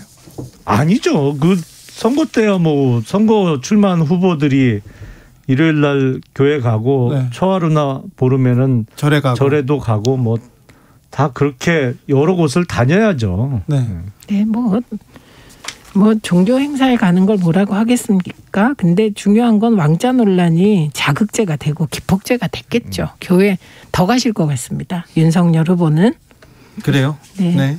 선대위는 잘 꾸려졌고요. 오늘은 뭐 김영삼 전 대통령 서거 6지기에 맞아서 여야 대선 후보들이 다 출동했더라고요. 그런데 이제 이재명 후보가 지난주부터 부인 김혜경 씨하고 이렇게 행보를 같이 하고 있지 않습니까? 네. 그래서 김건희 씨는 언제쯤 나옵니까? 근데 이게 참 저희가 어떤 그 시기나 상황을 정해서 하기가 어려운 게 이게 지금 민주당 정부 쪽에서 얼마든지 소위 얘기하는 재를 뿌릴 수 있는 상황이잖아요. 사실은 그 계좌 내역도 공개를 하고 했는데 공개석상에 등장하면 바로 또 그 무렵에 무슨 소환을 한다든지 그런 거를 할 수 있는 가능성이 매우 농후하기 때문에 조금 더 고민이 되죠. 근데 국민의힘에서 배우자 포럼 이렇게 출범한다면서요? 예. 뭘 배우자, 공부하자 그런 포럼은 아닐 거 아닙니까? 말씀 조심하셔야 돼요. 그 배우자 포럼은 그야말로 그 정치인들의 배우자들이 그 중심이 되는 포럼이죠. 아, 그래요? 그러니까 그러면 정치인들의 배우자 포럼인데 그러면 그 대선 주자의 배우자가 나타나야 이게 포럼이 지금 갖춰지는 거 아닙니까? 뭐 꼭 필수 조건은 아니겠습니다만 그 배우자 포럼이 발족하는데 거기에 한 번도 등장을 안 하면 그것도 좀 어색한 일이 되겠죠. 이미 등장을 전제로 만드는 것 같은데. 아니 그 지금 대선이잖아요. 국회의원 선거가 아니잖아요. 그러니까 대권 후보 부인이 배우자 포럼에 결합하는 건 저는 뭐 이건 상수이며 필수 조건이라고 보고. 제가 살다 대선 때 배우자 포럼 발족하는 거 처음 봤습니다. 그러게요. 너무 신기한 거고 이건 아마 그 배우자 리스크에 대한 인식이 있지 않고는 만들 수 없는 건데 아까 말씀하신 것 중에 아마도 김건희 씨가 연루됐다는 의혹을 받는 도이치모터스 주가 조작과 관련하여 계좌를 공개했다고 하는데 시기를 그렇게 하면 안 되죠. 이거는 제 말도 아니고 홍준표 후보가 왜 그 시기에 하냐. 2010년 9월 거 하십시오. 그러면 이거 해결됩니다. 아니면 전 과정을 다 하십시오. 그래서 특정 시기 그것도 윤석열 후보 쪽에서 판단해서 일부를 계좌 공개해놓고 했다고 하면 안 되죠. 그러니까 그건 아니고 저는 제일 관심 있는 게 2010년 9월 이후에 어떻게 됐나 이게 궁금하니까 그거 밝히시면 될 것 같습니다. 그리고 또 중요한 건 그렇게 그 윤석열 후보의 본부장 리스크 얘기하면 따박따박 반박하던 쪽에서 김건희 씨 관련하여 5개 허위 이력 그분이 고등학교 교사 했나요? 이거부터 꼭 의원님께 물어보고 싶었어요. 고등학교 교사한 적 있나요? 그걸 제가 어떻게 압니까? 의원님 오늘 아무래도 저는 그래도 지난주에 와서 다 인정할 거 했는데 너무 인정 안 하시네요. 고등학교 교사한 적 없다고 알고 있고요. 교생 실습한 것을 교사 경력으로 썼다는 의혹이 불거져 있습니다. 저는 대학교 때 예일중학교에서 교원 실습했거든요. 교생 실습. 그럼 이제 저도 나중에 교사 했다고 써도 되나요? 저 교생 실습 하러 갔습니다. 전 한 달 했습니다. 저 취재로 하러 갔습니다. 그래서 교생 실습한 거를 교사했다고 하진 않죠. 그래서 그 5개 허위 이력 관련하여서 말 좀 해주십시오, 의원님. 이 문제는 빨리 정리하고 나가는 게. 권영세 의원도 인정할 건 하자 그랬잖아요. 일단 제가 그 부분은 구체적으로 아는 바가 없어서 뭐 하여튼 제가 확인이 되는 대로 말씀드리고요. 그리고 배우자 포럼 관련해서 말씀하셨는데 저는 그것도 처음 봤어요. 저는 일찌감치 이재명 캠프는 배우자 실장이라는 자리를 만들어서 거기에 또 현역 의원을 배우자 실장으로 배치했잖아요. 그런데 역대 대선에 아무리 기억을 더듬어 봐도 그런 적은 없었거든요. 배우자 실장이라는 공식 직책을 선대위에 두고 더군다나 그거를 현역 국회의원이 맡았던 적도 한 번도 못 본 것 같아요. 그거는 뭐 이유가 당연하죠. 2012년에 문재인 후보 배우자는 배재정 의원이 수행을 했습니다. 그때 공식적인 어떤 배우자 실장이라는 직책이 아니 있었나요? 그거는 수행실장이었습니다. 배우자의. 그런데 그때도 현역 국회의원이 했습니다. 근데 이번에 차이가 있다면 재선 국회의원이 한다는 거죠. 근데 그만큼 김혜경 사모에 대해서 민주당은 이분이 정말 그 대중 친화력이 있고 싹싹하고 아주 예쁜 분이라고 해요. 행동 거지가. 그래서 좀 적극적으로 활동하겠다 이런 거예요. 그런데 뭐 그건 그렇게 따라하셔도 될 것 같습니다. 국민의힘에서도 배우자 실장으로 양금희 의원이 거론되고 있다는 보도는 나왔습니다. 그러니까 배우자 실장이 뭐 배우자 포럼은 0 이상하고 배우자 실장은 당연한 거고 그건 양쪽이 다 하잖아요. 민주당은 배우자 포럼은 절대 뭐 구상조차 안 하고 있습니다. 그건 무슨 배우자 포럼이 왜 필요하죠? 우리는 사실 이게요 정치인의 아내들이 정말 힘듭니다. 저희 지역도 과거에 보면 정말 그 국회의원이나 후보가 못 가는 데는 정말 배우자들이 열심히 갑니다.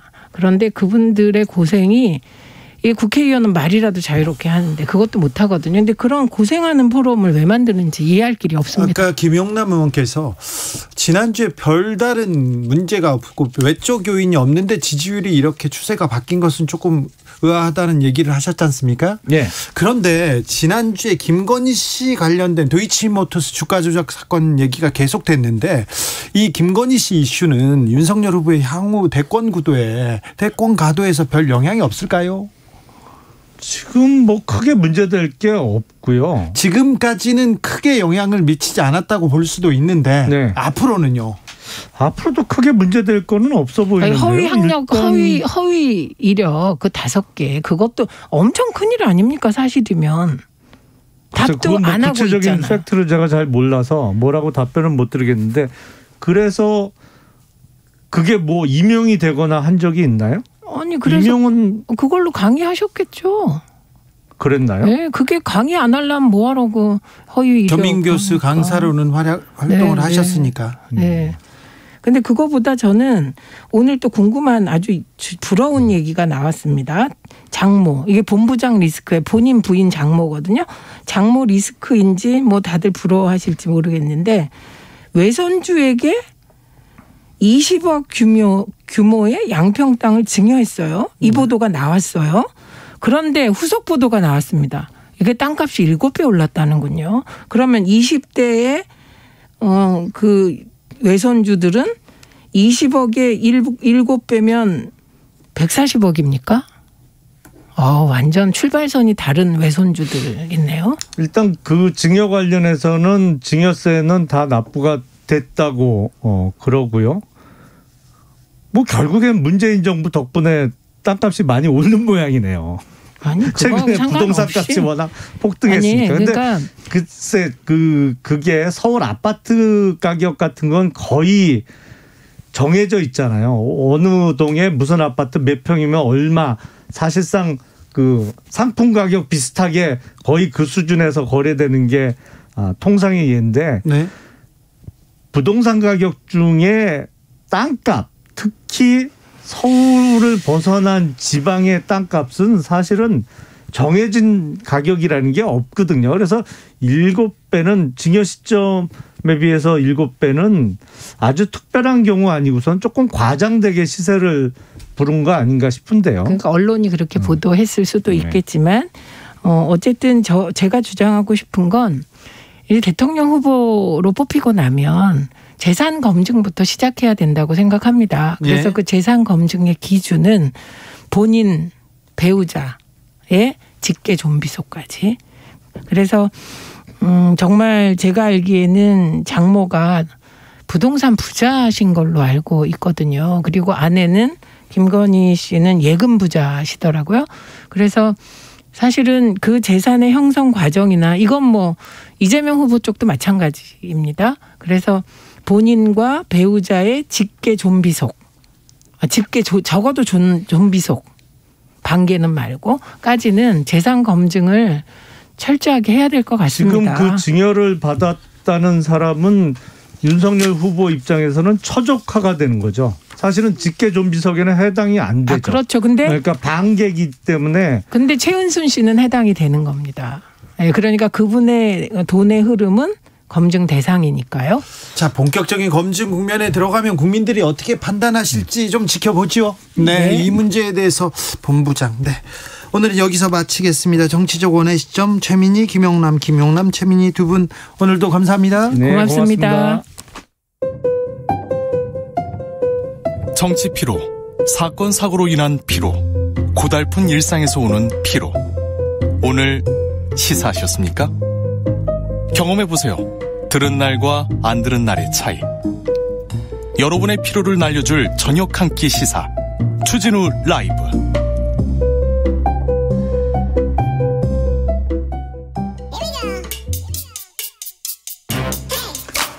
뉴스를 향한 진지한 고민, 기자들의 수다.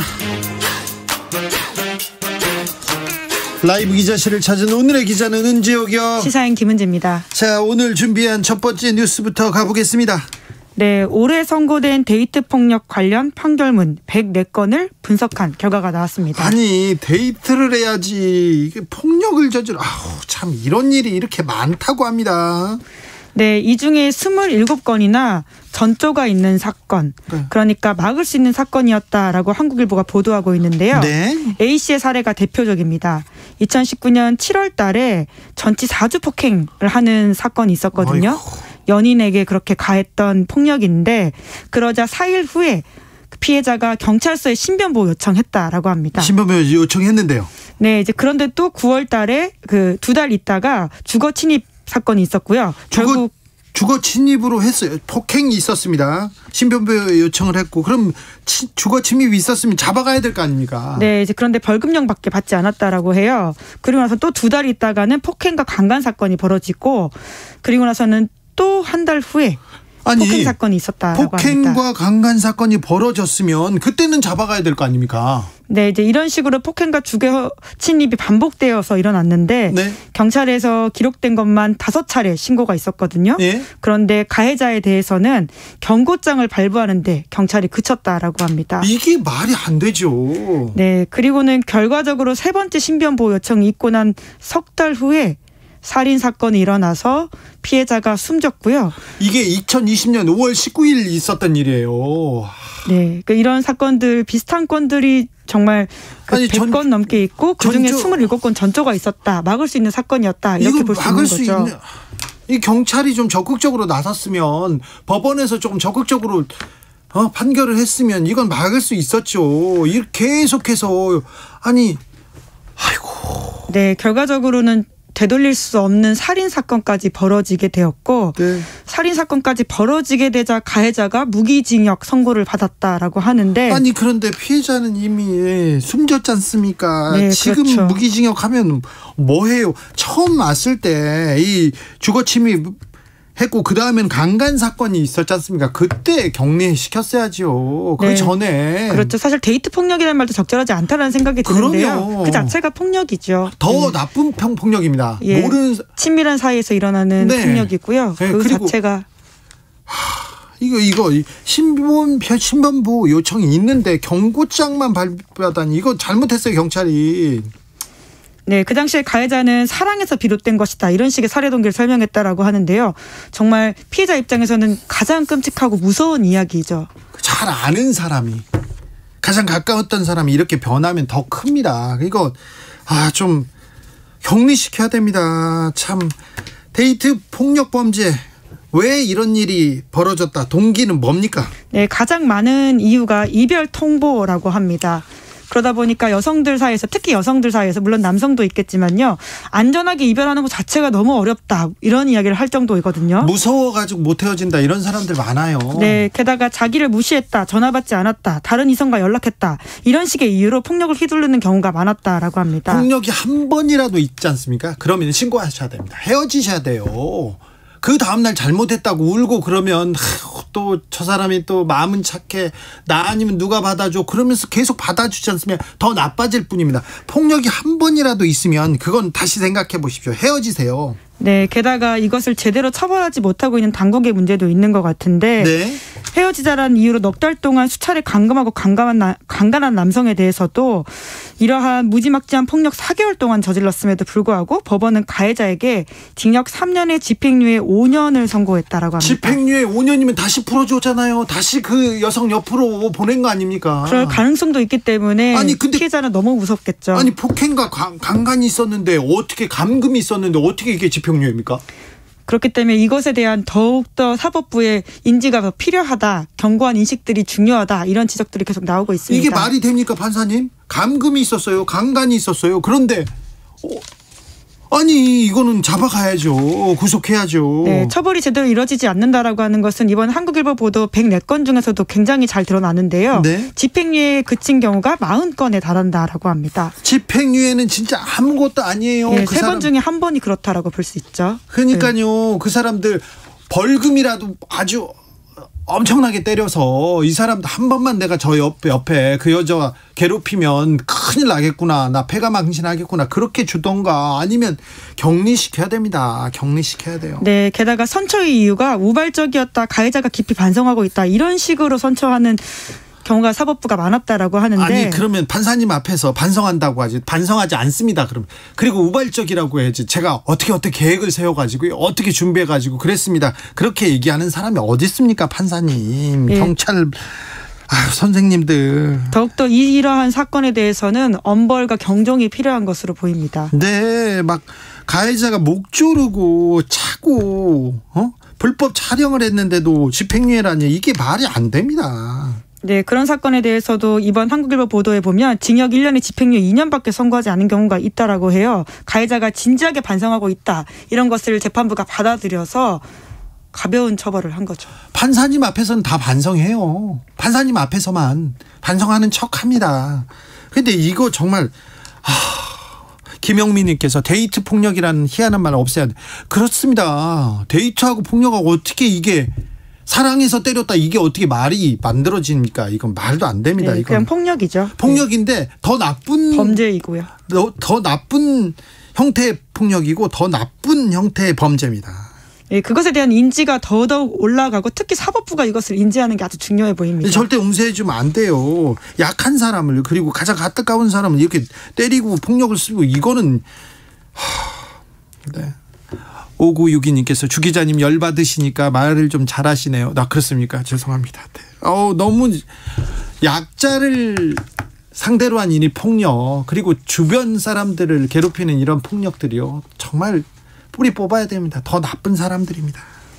절대 한 번이고 이번에 반성했으니까 괜찮겠지, 절대 못 고칩니다. 제 친구 중에 한 친구가요, 그렇게 자기 애인을 때리는데 그 다음날 가서 울어요. 무릎 꿇고. 그러면 또 용서해줘요. 그래서 제가 그 친구의 여자친구한테 절대 못 고친다, 제 사람 안 된다, 절대 만나지 마라, 이렇게 얘기를 했는데도 꼭 만나고 후회하고 평생 후회합니다. 4965님, 판사폭력이 맞는 말 아닌가요? 이거, 네, 판사님, 이거, 저 판사님, 집행유예 준 판사님들 다 이름 공개하고 싶어요. 그리고 왜 당신의 주변 사람이라면, 당신 딸이라면, 당신의 누님이라면 이런 판결을 했겠냐고 물어보고 싶습니다. 너무 안타깝습니다. 다음 뉴스로 가보겠습니다. 네, 베이징 동계올림픽 계획이 흔들리고 있다라고 합니다. 네. 미국에서 보이콧 얘기하고 있습니다. 행정 보이콧 이런 것도, 외교적 보이콧 이런 것도 있네요. 네, 중국의 인권 문제를 문제 삼아서 베이징 겨울올림픽에 대해서 외교적 보이콧 할 수도 있다. 사실 하겠다라는 건 아니고요. 이런 걸 시사하고 있는 발언인데요. 네. 또 거기다가 이를 동조하는 서구 언론의 목소리가 있기 때문에 영국에서 바로 또 우리도 하겠다 이렇게 또 거들고 나섰어요. 네, 보리스 존슨 총리가 베이징 올림픽을 외교적으로 보이콧하는 방안을 검토 중이다라고 밝혔고, 네. 프랑스의 일간지 르몽드도 사설에서 관련된 이야기를 했는데, 네. 프랑스 정부에 대한 그런 대응을 촉구하는 목소리였습니다. 네, 이 중국 인권 문제에 대해서 적극적으로 나서라, 이렇게 얘기하죠. 네, 특히 신장 위구르 관련해서는 굉장히 중요한 인권 문제가 달려있기 때문에 이에 대한 중국 정부의 태도가 바뀌지 않으면 나가면 안 된다, 이런 이야기들이 목소리 힘을 얻고 있는 상황입니다. 그러네요. 미국과 영국과 그리고 유럽이 나서서 중국의 인권을 얘기하고 있는데, 특별히 지금은 그 테니스 스타의 미투 때문에 좀 보이콧 영향이 좀 있어요. 네, IOC도 이 사건을 굉장히 중요하게 언급하고 있기 때문에 더욱더 주목이 되고 있는데요. 네. 지난 2일에 중국 테니스 스타 펑서이라고 있는데, 이 선수가 전 국무원 부총리로부터 성폭행 당했다라는 미투 글을 올렸다라고 합니다. 예. 근데 중요한 건 그 뒤에 행방이 묘연하기 때문에 혹시라도 중국 정부로부터 가해를 당한 게 아니냐, 이런 의혹을 사고 있거든요. 최근에 또 언론에 등장하긴 했으나 이것도 또 믿을 수 없다, 이런 얘기가 계속 나오고 있습니다. 네, 중국 관영 매체를 중심으로 이러한 공개석상에서 나타났다라는 이야기 나오고 있는데요. 네. 말씀처럼 그것도 못 믿겠다라는 여론이 아주 큽니다. 이제 그러다 보니까 이런 선수의 안전을 확인할 증거를 요구하고 있는 상황이고요. 이런 것들이 확인이 안 된다면 베이징 올림픽에도 영향 미칠 수 있다라고 국제올림픽위원회 IOC가 밝히고 있습니다. 미투에서 미투 운동이 나오자마자 이 사람들을, 그러니까 이 폭로한 사람을 침묵시키려는 중국의 태도, 이거 국제사회에서 묵인하면 안 된다, 계속 얘기합니다. 네, 사실 이번 선수 사건만이 아니라 앞서서 중국 정부에 소위 치켰다라고 할 수 있는 인사들이 이후에 행방이 묘연한 경우들이 많았거든요. 그러다 나중에 나오잖아요. 판빙빙도 그랬어요. 판빙빙. 네, 선수뿐만 아니라 아인 이런 사람들도 있고요. 다양한 사람들이 있기 때문에 아무래도 좀 안위가 걱정된다, 이런 이야기 나오고 있습니다. 네, 보이콧이 확정돼도 그래도 선수들은 출전하는 거죠? 네, 그렇습니다. 선수단은 경기에 참여할 수 있습니다. 다만 국가 원수나 고위급 인사 등으로 이루어진 축하 사절단이 파견되지 않기 때문에 아무래도 한국 정부 입장에서는 다음 베이징 올림픽을 계기로 남북 미중 정상이 모여서 종전선언하는 것을 좀 기대하는 바가 있는데, 이러한 모양새가 안 생길 수도 있다라는 걱정도 나오고 있습니다. 네. 아무튼 스포츠를 통한 평화, 스포츠를 통한 화합, 그리고 또 우리는 중국이 북한하고 가까우니까 중국에서 조금 남북 간에 좀 화해 협력으로 몇 발짝 가고 싶어 하는데, 이것도 변수가 생겼어요. 네, 여러모로 지금 중국 베이징 올림픽은 좀 지켜봐야 되는 상황인 것 같습니다. 네, 코로나 상황도 걱정이고, 내년 초에 있을 중국 베이징 동계올림픽 어떻게 외교적 문제로 어떻게 풀릴지, 이것도 지켜봐야 할 사항입니다. 0419님께서 주진우 씨 말씀 맞습니다. 맞아요. 폭력과 폭언하는 남편과는 절대 살면 자기 버릇 걔 안 주더군요. 46년 살아보니까 그놈이 늙어도 그놈이에요, 얘기합니다. 아이고, 안타깝습니다. 가슴이 아픕니다. 사람 같지 않은 사람 많아요. 짐승만도 못한 사람도 많습니다. 특별히 폭력을 쓰는 남편, 폭력을 쓰는 애인은 사람으로 치면 안 됩니다. 상대해 주면 절대 안 됩니다. 마지막으로 만나볼 뉴스는요. 네, 미국의 국민 어린이 프로그램이라고 있는데요. 세서미 스트리트 혹시 보신 적 있나요? 아이고, 미국판 뽀뽀뽀입니다. 이거 엄청 유행이고, 어이구, 조그마한 상품들도 많이 나왔죠. 그렇죠. 미국 어린이라면 누구나 봤을 그런 프로그램인데요. 누구나 보고 그죠? 네, 1969년부터 미국의 PBS에서 방영됐는데 네. 여기에 한국계 캐릭터가 처음으로 등장해서 눈길을 끌고 있습니다. 지영이. 네, 정확히는 아시안 아메리칸으로서는 처음 등장하는 캐릭터인데 네. 또 그게 한국계라서 더욱더 한국인한테는 주목받는 뉴스거든요. 네, 한국 요리도 좋아하고요. 네, 그래서 친구들과 요리해서 김치 떡볶이 만들어 먹겠다고 하는 그 7살 지영이라는 캐릭터가 생겼습니다. 아주 좀 기대가 커요. 네, 그렇죠. 최근에 아시아계 미국인에 대한 혐오 범죄 등이 증가함에 따라서 다양성 포용, 증오범죄 근절 이러한 기획 의도를 가지고 지영이라는 캐릭터를 만들어냈다라고 밝히고 있는데요. 그런데 이 지영이에 대해서 미국 보수파에서 보수 지정에서 발끈한다면서요? 네, 그러니까 일부이긴 한데 그런 목소리가 있습니다. 그리고 트럼프를 중심으로 그런 것들이 더 커지는 경향이 있는 건데요. 보수정치행동회의의 의장을 맡고 있는 한 정치인이 우리는 당신들의 자금줄을 끌어놓겠다라고 하면서 PBS에 대해서 협박하는 말을 한다라고 합니다. 협박이요? 네, 이제 그러니까 그냥 캐릭터는 캐릭터인데 거기 인종이 왜 중요하냐라는 식의 주장을 하고 있다라고 하는데 그렇지가 않습니다. 왜냐하면 앞서서도 흑인 정체성을 가진 캐릭터들이 등장한 바가 있고요. 미국 사회의 다양성을 반영하는 다양한 캐릭터가 있기 때문에 이것을 단순히 그렇게 볼 문제는 아니다라는 반박이 나오고 있습니다. 그렇죠. 그렇죠. 아무튼 다양성은 세사미 스트리트의 핵심 가치였다면서 그리고 또 소외되고 혐오 범죄의 지금 대상이 되고 있는 아시안을 위해서 이렇게 만든 건데 이거는 의도가 굉장히 좋은 원칙인 것 같은데요. 그렇죠. 실제로 우리 사회를 반영하고 있는 다양한 캐릭터라고 보면 될 텐데요. 네. 미국 사회는 다양한 인종들이 섞여 사는 나라니까 당연히 그것을 반영하는 것이 맞고요. 뿐만 아니라 인종뿐만 아니라 자폐층을 앓고 있는 어린이와 그 부모에 대해서 이해를 돕기 위한 캐릭터도 있고 그리고는 다양한 입양아도 있기 때문에 이것은 단순히 인종적 다양성으로만 볼 문제는 아닌 것 같고요. 네. 아이들한테 우리가 살고 있는 세상을 다양하게 반영해서 보여주는 하나의 캐릭터라고 이해하면 될 것 같습니다. 그렇죠. 그런데 아무튼 이런 움직임이 있습니다. 또 정치적인 정서와 함께 움직이기 때문에 조금 위험해 보입니다. 네, 트럼프가 특히 그런 것들을 이렇게 자극시키고 폭발시키는 역할을 하고 있는데 네. 나쁜 정치의 일종이죠. 그렇죠.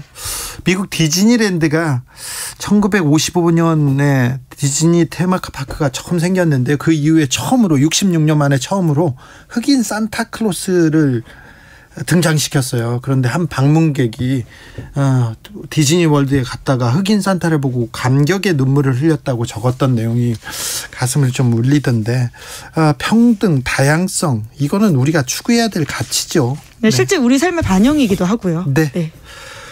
기자들의 수다 지금까지 시사인 김은지 기자와 함께했습니다. 감사합니다. 네, 감사합니다. 0016님께서 환경미화원인데요. 오늘 추워진 날씨에 비까지 내려서 떨어진 낙엽들 물에 젖어가지고 얼마나 껌처럼 바닥에 딱 붙어있던지 평소보다 쓰느라고 너무 힘들었어요. 아이고 그렇겠네요. 참 낙엽이 참 우수수 떨어진다 이렇게만 생각했는데 우리 환경미화원들은 또 이런 고충이 있군요. 네, 항상 감사합니다. 네, 교통정보센터 다녀오겠습니다. 김한나 씨. 네, 지금 서울 시내는 곳곳으로 돌발 구간들이 많아서 혼잡한 상황입니다. 먼저 올림픽대로 공항 방면 영동대교에서 가양대교까지 길게 정체되고요. 그 가운데 한남대교와 반포대교 사이 3차로에서는 고장난 차량이 서 있어서 주변으로 혼잡합니다. 반대 잠실 쪽으로는 동작대교에서 잠실대교까지 밀리고 있는데 여기 잠실대교 남단 부근 3차로에서도 고장차가 서 있어서 주의하셔야겠습니다. 서부간선도로 성산대교 방면으로는 목동교를 조금 지난 지점에서 사고가 났습니다. 3차로가 막혀 있고요. 강남순환도로 성산 방면은 서초터널 중간부터 출구 쪽으로 사고가 나서 주의하셔야겠습니다.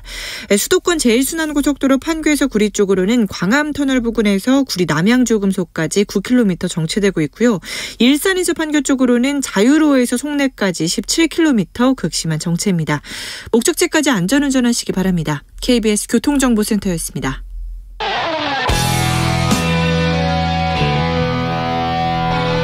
스치기만 해도 똑똑해진다. 드라이브 스루 시사 주진우 라이브.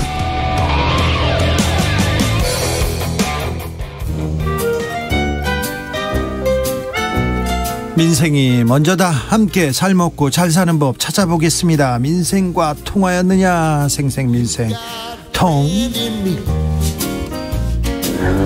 안진아서나 민생생각 안진걸 민생경제연구소장 어서 오세요. 네, 안녕하십니까. 까꿍 돌쇠님께서 아따 반팔이구마이 이렇게 하면서 예, 하고 싶은 말도 많고 네. 하고 다니는 일도 많기 때문에 덥습니다. 아, 덥습니까? 예, 아직도 반팔을 입고 다니는. 물론 밖에서는 잠바를 네. 입습니다. 네. 예. 자, 오늘은 어떤 얘기부터? 자, 지금 간단히 전국 시장군수구청장 협의회에서요, 지방정부가 하는 좋은 정책 대회라는 데가 있더라고요. 제가 지금 갔다 왔는데. 좋네요. 이렇게 자료집도 완전 짱짱하게 되고요. 네. 보니까 아주 짧게 소개만 하면, 예를 들면 서울 중구 같은 경우는 초등 돌봄 맞벌이 부부 찾으러 가야 되잖아요, 아이들. 네. 네. 그것을 8시까지 초등학교에서 무려 1,000명이 넘는 학생들을 돌봄 교실에서 수용을 하고 있답니다. 네. 그러니까 이런 정책들 너무 칭찬해 줘야 되고요. 광주 광산구 같은 경우는 고려인들이 거기 까레스키가 엄청 많이 산대요. 아, 고려인 마을이 거기를 있어요. 그렇게 공존하는 네. 그러니까 우리 국민들하고 네. 우리 까레스키들하고 서로 연대하고 협력하는 그런 문화를 만들어냈다고 고려인 그러고요. 보면 또 가슴에 한켠에 좀 미안함이 있었는데 네. 광주에서 잘 정착했다니. 배제하고 굉장히. 차별하고 편견에 시달리면 안 되잖아요. 네, 네. 그다음에 경기도 수원시 같은 경우는 비정규직들이 그 노동복지 향상을 위해서 굉장히 애쓰는 게 사례가 발표됐고요. 예. 저는 울산 울주군도 좋았는데 청년들에게 뭐 생애 주기 맞춤형 인구 정책에서 청년들 집중 지원하는 대책을 많이 내놨더라고요. 그것도 네. 굉장히 좋은 사례였고 이 중에서 이제 막 국민들도 투표도 하고 네. 그래서 이제 대상을 뽑는 거더라고요. 그래. 서울 성동구에서 네. 경력 단절 주부들을 위해서 그렇죠. 경력을 인정해 주는. 그렇죠. 그분들을 지원한 집중 정책도 굉장히 화제가 되고 있고요. 네. 경기 안산시는 안산에서 하는 대학생들은 안산 외에 대학을 다니더라도 반값 등록금을 지원해 줍니다. 오, 그래요? 예, 그러니까 국가장학금을 뭐 100만 원을 받았다. 근데 등록금은 700만 원이었다. 그럼 나머지 250만 원 정도를 지원해 주는 거죠. 예를 들면 그 차액을요. 이런 네. 정책들. 그러면 거기 안산에 있는 대학생들이 안산 너무 살기 좋아요. 아까 동영상 소리를 지르더라고요. 그렇죠. 예. 그러니까 지금 우리 국민께서는 지자체는 뭐하냐, 지방에는 뭐하냐 이렇게 이제 비판들 많이 하시는데 일리는 있으시죠. 그런데 네. 상당히 많은 지방 정부들이 정말 주민들, 청년들 밀착형으로 좋은 정책을 많이 내고 있다는 걸 제가 확인하고 왔습니다. 정책 경쟁 네. 더 해주십시오. 그렇습니다. 응원합니다. 예, 맞습니다. 네. 자, 오늘 첫 번째. 오늘은 아무래도 종부세 이야기를 해야 될 것 같습니다. 그렇죠. 팩트 체크 일단. 한국의 언론들 너무 과장이나 겁주기가 심합니다. 뭐 집주인들은 다 세금 폭탄에 시달린다는 식으로 보도가 나왔는데 네. 제가 우리 집주인들을 위해서 안심시키는 정보를 드릴게요. 이번에 주택분 종부세 고지 인원 94만 명입니다. 네. 그중에서 법인이 6만 2천 명이나 돼요. 네. 빼니까 개인 인별과세잖아요. 종부세가 네. 88만 명입니다. 네. 그래서 2%만 낸다는 말이 그래서 나온 건데 제가 우리 국민 수대로 조사해 보니까 계산해보니까 1.7%입니다. 1.7%요? 예. 그중에서도 대부분의 세금은 누가 내느냐. 다주택자 48.5만 명이 내는데 이 중에서도 3주택 이상자가 41.5만 명입니다. 국민의 1%가 안 됩니다. 네. 이분들이 2.2조를 내고 계시더라고요. 예. 예, 전체 5.1조 원 중에 네. 절반 가까이 절반을 넘게 이분들이 내고 계시는 거예요. 3주택자 이상들이. 예, 자, 3주택자분들께는 죄송하지만 일단 세금으로 국가는 국내 기여한다고 감히 생각해 주시면 그렇죠. 하고 네. 그다음에 사실은 시골에 집이 하나 있고 서울에 집이 하나 있고 이런 분들은 투기 목적 아니잖아요. 네. 저는 앞으로 일가주택이나 투기 목적이 아닌 일가 2주택에 대해서는 조금 더 우리 사회가 관대해져야 된다 생각합니다. 네. 그렇지만 최소한 투기 지역에 고가의 2주택이나 네. 그다음에 투기 지역 뭐 비투기 지역 할 것 없이 3, 4주택은 이건 투기 목적이 다분하잖아요. 그렇죠. 이분들께서는 이제 투기로 시세 차익을 누리는 시대는 우리 국민들이 용납하지 않는다. 투기가 아니어도 네. 돈을 많이 버셨기 때문에 이미 많이 버셨을 거예요. 네, 조금 더 그래서 세금이 많이 올라간 건 사실입니다. 그분들 입장에서. 그래서 뭐 언론에 보면 뭐 이분들이 뭐 169만 원에서 750만 원 확 뛰었다 그러는데 이건 1가구 1택은 이렇게 뛸 수가 없고요. 예. 다주택자들만 많이 뛰었다. 세율이 좀 올라갔어. 최대 6%까지 올라갔으니까요. 세금은 또 네. 법인이 그리고 또 3주택자 이상이 거의 맞습니다. 그리고 법인이 그동안 탈세 목적으로 법인으로 명의를 돌린다거나 네. 법인이 부동산 투기를 하는 일도 많았습니다. 그 6만 2천 개의 법인한테 2.3조가 부과됐습니다. 그러니까 네. 5.1조 중에 또 지금 법인이 부담하는 거하고 다주택자가 부담하는 2.6조가 합치면 4.9조가 되잖아요. 네. 그러니까 대부분 이분이 된다. 네. 그럼 그래서 이제 1세대 1주택자분들이 이제 좀 나는 시세 차익을 노린 것도 아닌데 집값이 올라서 종부세 편입되는 거에 대해서 이제 자 그러면 1주택자들 예. 얼마나 냅니까? 정확히 아까 88명 개인이라 하잖아요. 13만 2천 명 정도의 우리 국민들께서 네. 0.2조 원. 네. 2천억 정도 내십니다. 네. 근데 작년에 비해서 10,000명 늘어났습니다. 네. 왜냐하면 집값은 많이 뛰었다고 하지만 종부세 기준이 네. 9억에서 11억으로 올라갔습니다. 네. 네. 그럼 공시 가격 11억은 시가는 얼마냐? 네. 다들 궁금해요. 16억이 넘어갑니다. 16억이요? 그래서 자 주변에 지금 우리 애청자들 중에서도 내가 16억 이상의 집에 사는 분들 외에는 종부세 걱정 안 하셔도 됩니다. 그리고 지금 집값이 대세 하락기에 접어들었다는 분석도 많잖아요.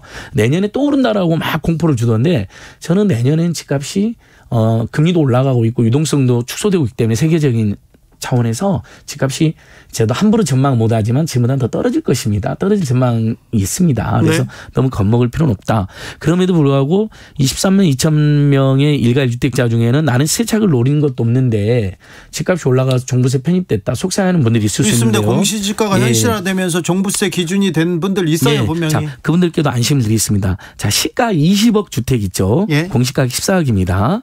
근데 이분들은 공시 11억부터 부과되니까 과세 표준은 3억이 되겠죠. 14억이니까. 이분들 평균 수익이 27만 원입니다. 예, 그러니까 20억짜리 예. 집이 한 채 있으면 평균 예. 27만 원이에요? 예, 27만 안팎이죠. 평균이니까 조금 더 낼 수도 있죠. 종부세 예. 27만 원이 다예요? 예, 그렇습니다. 폭탄 아니네? 예, 폭탄 아닙니다. 이 사람들한테는 예. 이제 아니. 그렇죠. 그러니까 한 달에 2만 원꼴 내는 거잖아요. 지금 우리 청년 세입자들이 원룸에 살면요 한 달에 50만 원을 냅니다. 네. 고시원에도 3, 40만 원을 냅니다. 근데 그럼에도 불구하고 만약에 가처분 소득이 없는데 이렇게 나오면 부담이 느낄 수 있잖아요. 네. 네. 그분들은 가처분 소득이 없는 대부분 노인 세대이거나 오래 산 분들이겠죠. 최대 80%까지 공제가 됩니다. 여기서 예. 27만 원에서 예. 공제가 되는군요. 예. 그래서 1세대 1주택자 중 대다수 고령자 또는 장기보유 공제를 적용받고 있는데 그게 11만 1천 명이나 됩니다. 그래요? 84.3%나 되고요. 거의 대부분 깎아주네요. 예. 최대 공제 80%를 적용한 인원이 4만 4천 명으로 아까 13만 명 중에서 80%가 공제돼 버리는 거예요. 그러면 아까 30만 원 나왔어도 80% 공제되면 얼마죠? 몇만 원만 나오는 분들이 수두룩합니다. 그러네요. 예. 자 그러면 좀 지금 가격을 좀 높여보자고요. 시가 25억 원. 네, 이 경우는 공시가격 17억 정도 되고요. 이제 11억까지로 이제 일가주택은 올라갔다 그랬잖아요. 기준선이. 네. 그럼 과세표준 6억인데 평균 세액이 한 50만 원 정도 됩니다. 50만 원밖에 안 돼요? 여기다 또 최대 공제 80% 또는 뭐 50% 같은 거 50% 공제율만 적용돼도 25만 원은 떨어지잖아요. 그러니까 물론 저는 그래도 불구하고 지금 코로나 때문에 어렵고 가처분 소득이 없는 분들 입장에서는 한 달에 뭐 1년 50만 원이 나더라도 부담이 되죠. 네. 그런데 세금 폭탄이라고까지 과장할 이유가 없다. 그리고 이 세금은 어디로 쓰지냐면요. 저는 이렇게 종부세를 내주신 분들께 너무 고마운 게 저도 정말 어려운 시골에서 자랐는데요. 100% 시군구로 갑니다. 네, 광역 시도로 하나도 안 가고 국가는 한 푼도 쓸 수가 없어요. 중앙정부는 100% 시군구 기초 단위로 가는데요. 어디에 쓰여지느냐? 다 시골에 우리 계신 분들 고향에 계신 어르신들 복지, 도로 뚫고 이런 거 있잖아요. 그러니까 우리 농촌 살리는 데 지역을 살리는 데 쓰여집니다. 100%. 네. 자, 정말 귀한 세금인 것이죠. 질문이 있습니다. 예. 부부 공동명의의 경우는 어떤가요? 자, 이런 기사가 있어요. 한국경제 기사인데요. 20억짜리 두 채 부부 올 종부세 7천만 원 내년에는 1억 세금 폭탄 피하려면 이혼이 사실상 유일한 방법. 이혼 권한은 정부 이렇게 나오네요. 그 주택 두 개는 아무튼 방금 그 정도 세금이 나오려면 투기 지역에 예. 아주 고가 막 50에서 100억씩 하는 주택들 두 채를 가지고 있는 것입니다. 네. 그러니까 한 채를 파는 게 바람직한 거죠. 사회를 생각해서도. 그다음에 네. 그렇게 2주택 이상 3주택 이상 해가지고 세금이 많이 나오는데 왜 굳이 그래 갖고 계십니까? 한 주택만 가지고 있어라는 취지인 것이고요. 그다음에 예를 들면 공동명의 부부 공동명의를 특례를 도입해가지고요. 공동명의자는 원래 1인 1주택자로 간주가 되는데 특례 신청 시 1세대 1주택자로 됩니다. 네. 그래서 기준이 6억에서 11억으로 올라갑니다. 과세 네. 기준이. 그걸 통해서 지금 고진원 중에 11,000명 정도 공동명의 특례 이분들 11,000명 정도는 또 세액을 175억 정도 감소하는 것으로 추정이 되고 있습니다. 네. 그러니까 이혼을 권한다는 것은 너무 과장이죠. 예. 아 그래요? 이혼 권하는 거 아니었어요? 근데 실제로 자 이혼을 그러면 인별과세니까 본인이 3주택이 있었고 되게 부담이 됐겠죠. 네. 그러면 이제 부자분들이 어떻게 했냐면 이미 증여를 다 했습니다. 상당수. 어떻게 증여를 했냐면요.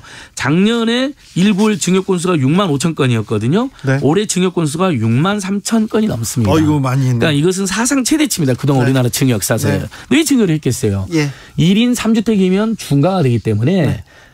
배우자나 자식 중 한 명한테 그러면 1인 1주택으로 이렇게 분산이 됐잖아요. 네. 그럼 세금이 확 줄어듭니다. 네. 이혼하는 거 아니잖아요. 네. 예, 그렇게 하면 되는 거죠. 요새 소장님 연탄값이 올랐습니까? 예, 그것도 정말 충격적인데요. 연탄 한 장이 얼마예요? 예, 원래 한 장이 2009년도까지 500원이었는데요. 네.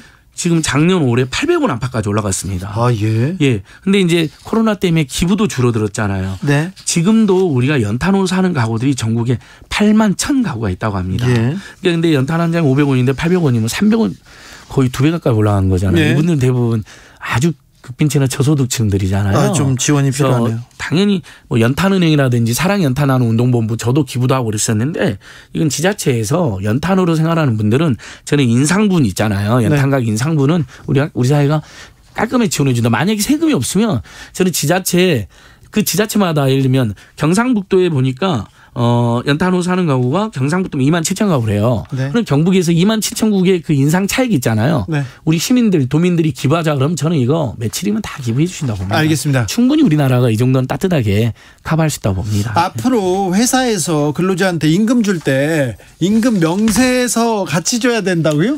예, 그게 당연한 거잖아요. 네. 저는 그렇게 받아본 적이 있어요. 네. 제가 시민단체 참여했는데 최저임금 안팎을 주는데도 그렇게 해주셨거든요. 네. 근데 그걸 의외로 안 하는 데가 많았답니다. 그래서 회사 다닐 때 그거 보는 또 그 재미가 좀 쏠쏠한데. 예. 1999년도에 제가 25만 원을 받고 참여한 데서 눈물을 흘렸던 기억이 납니다. 그때 누가 그렇게 조금밖에 안 줬어요? 뭐 여러 선배님들이 좀 어렵게 살자고 하시더라고요. 근데 자 그래서 이제 뭐냐면 이번부터 적용이 되는데요. 네. 오는 19일 이후부터는 임금을 지급할 때 그때부터는 지금까지는 괜찮아요. 네. 만약에 임금 명세서를 같이 안 주면 500만 원의 과태료가 붙을 수가 있습니다. 네. 그래서 대충 임금 명세서를 준다는 건 뭐냐면 고생했다고. 어떻게 임금을 우리가 네. 구성이 되는지 자세히 말해줌으로써 그렇죠. 서로 간의 신뢰를 또 제고하는 거거든요. 사용자와 피고용인 사이에. 그다음에 노동자도 그걸 보면서 혹시 처우 개선을 위해서 어떤 부분을 요구할 수 있는지도 정확히 알 수 있잖아요. 알겠습니다. 이건 너무 좋은 제도입니다. 알겠습니다. 이 정도는 네. 우리 사용자님께서 해야죠. 충분히 기본으로 해 주실 것을 믿습니다. 생생민생통 안진걸 소장 함께했습니다. 감사합니다. 예, 고맙습니다. 오늘도 수고하고 지친 자들이여 여기로 오라. 이곳은 주기자의 시사 맛집 주토피아 주진우 라이브.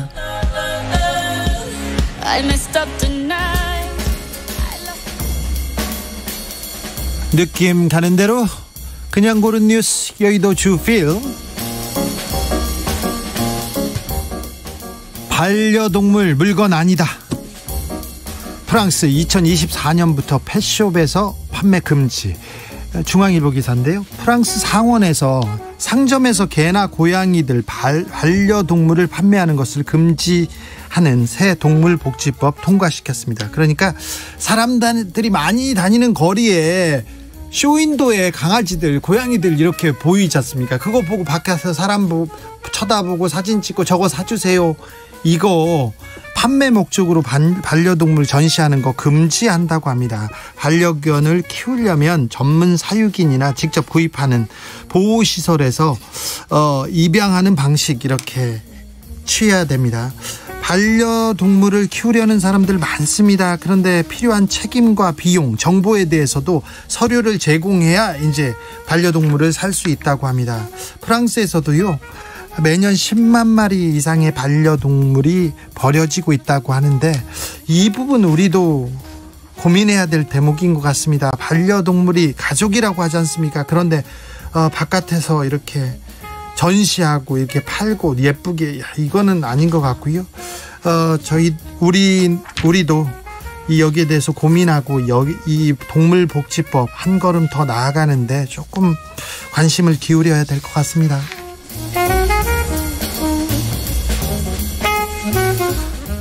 커피 가격까지 밀어올린 이상기후 현상, 한국일보 기사인데요. 최근에 커피 원두 가격이 지난해에 비해서 2배 가까이 상승했다고 합니다. 브라질에서 올해 가뭄과 한파 때문에 작황이 안 좋아서요.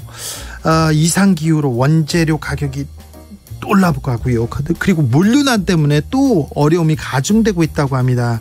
그래서 중소규모 카페에서 커피값 어떻게 하나 이게 걱정이라고 합니다. 다음 달부터 올려야 된다고도 하는데 대형 프랜차이즈는 1년치 계약해가지고 원두 재고량 충분한데 작은 카페는 그때그때 사서 쓰는데 계속 올라서 커피값도 오른다고 합니다. 라면 업체들도 출고 가격 크게 높였는데요. 13년 만에 가장 큰 폭으로 올랐다고 합니다. 이것도 이상기후 때문에 그랬대요. 밀 생산하는 미국, 캐나다에서 이상기후로 작황이 나빠서 그러는데 우리는 곡물을 거의 수입하는 데다가 자급률이 최하위 수준이어서 특별히 영향을 많이 받습니다. 기후위기 이거 먼 나라 이야기 아니고요. 나와 관계없는 이야기 절대 아닙니다. 우리 곁에 생활 속으로 다가와서 우리를 지금 지켜가고 있습니다. 대비해야 됩니다. 절실하게 절박하게 이 문제 타개해 나가야 됩니다. 커피값 오릅니다. 쌀 오르고요. 밀 오르고요. 다 오르고 있어요. 기후위기 때문이에요. 우리가 나서야 될 것 같습니다. 김건희님께서 커피값은 건들지 마라. 근데 어떻게 해요. 이상기후 때문에 어렵다니까요. 윤건의 라떼처럼 들으면서 저는 여기서 인사드리겠습니다. 오늘 돌발 퀴즈의 정답은 천하장사 아니죠. 네, 아메리칸 뮤직 어워드였습니다. 아이고, 곡 내면 뭐 미국에서 상 타고 오징어 게임 음악 정재일 감독도 미국에서 상 탔대요. 그리고 뭐 지옥이요? 넷플릭스 드라마도 바로 또 세계 컨텐츠 넷플릭스에서 1등 난다면서요. 이런 나라에서, 이런 문화 강국에서 우리가 살고 있습니다. 저는 내일 오후 5시 5분에 돌아오겠습니다. 지금까지 주진우였습니다. 라떼 향기처럼 하루 해가 너무 짧아 너와 함께면 If you stay forever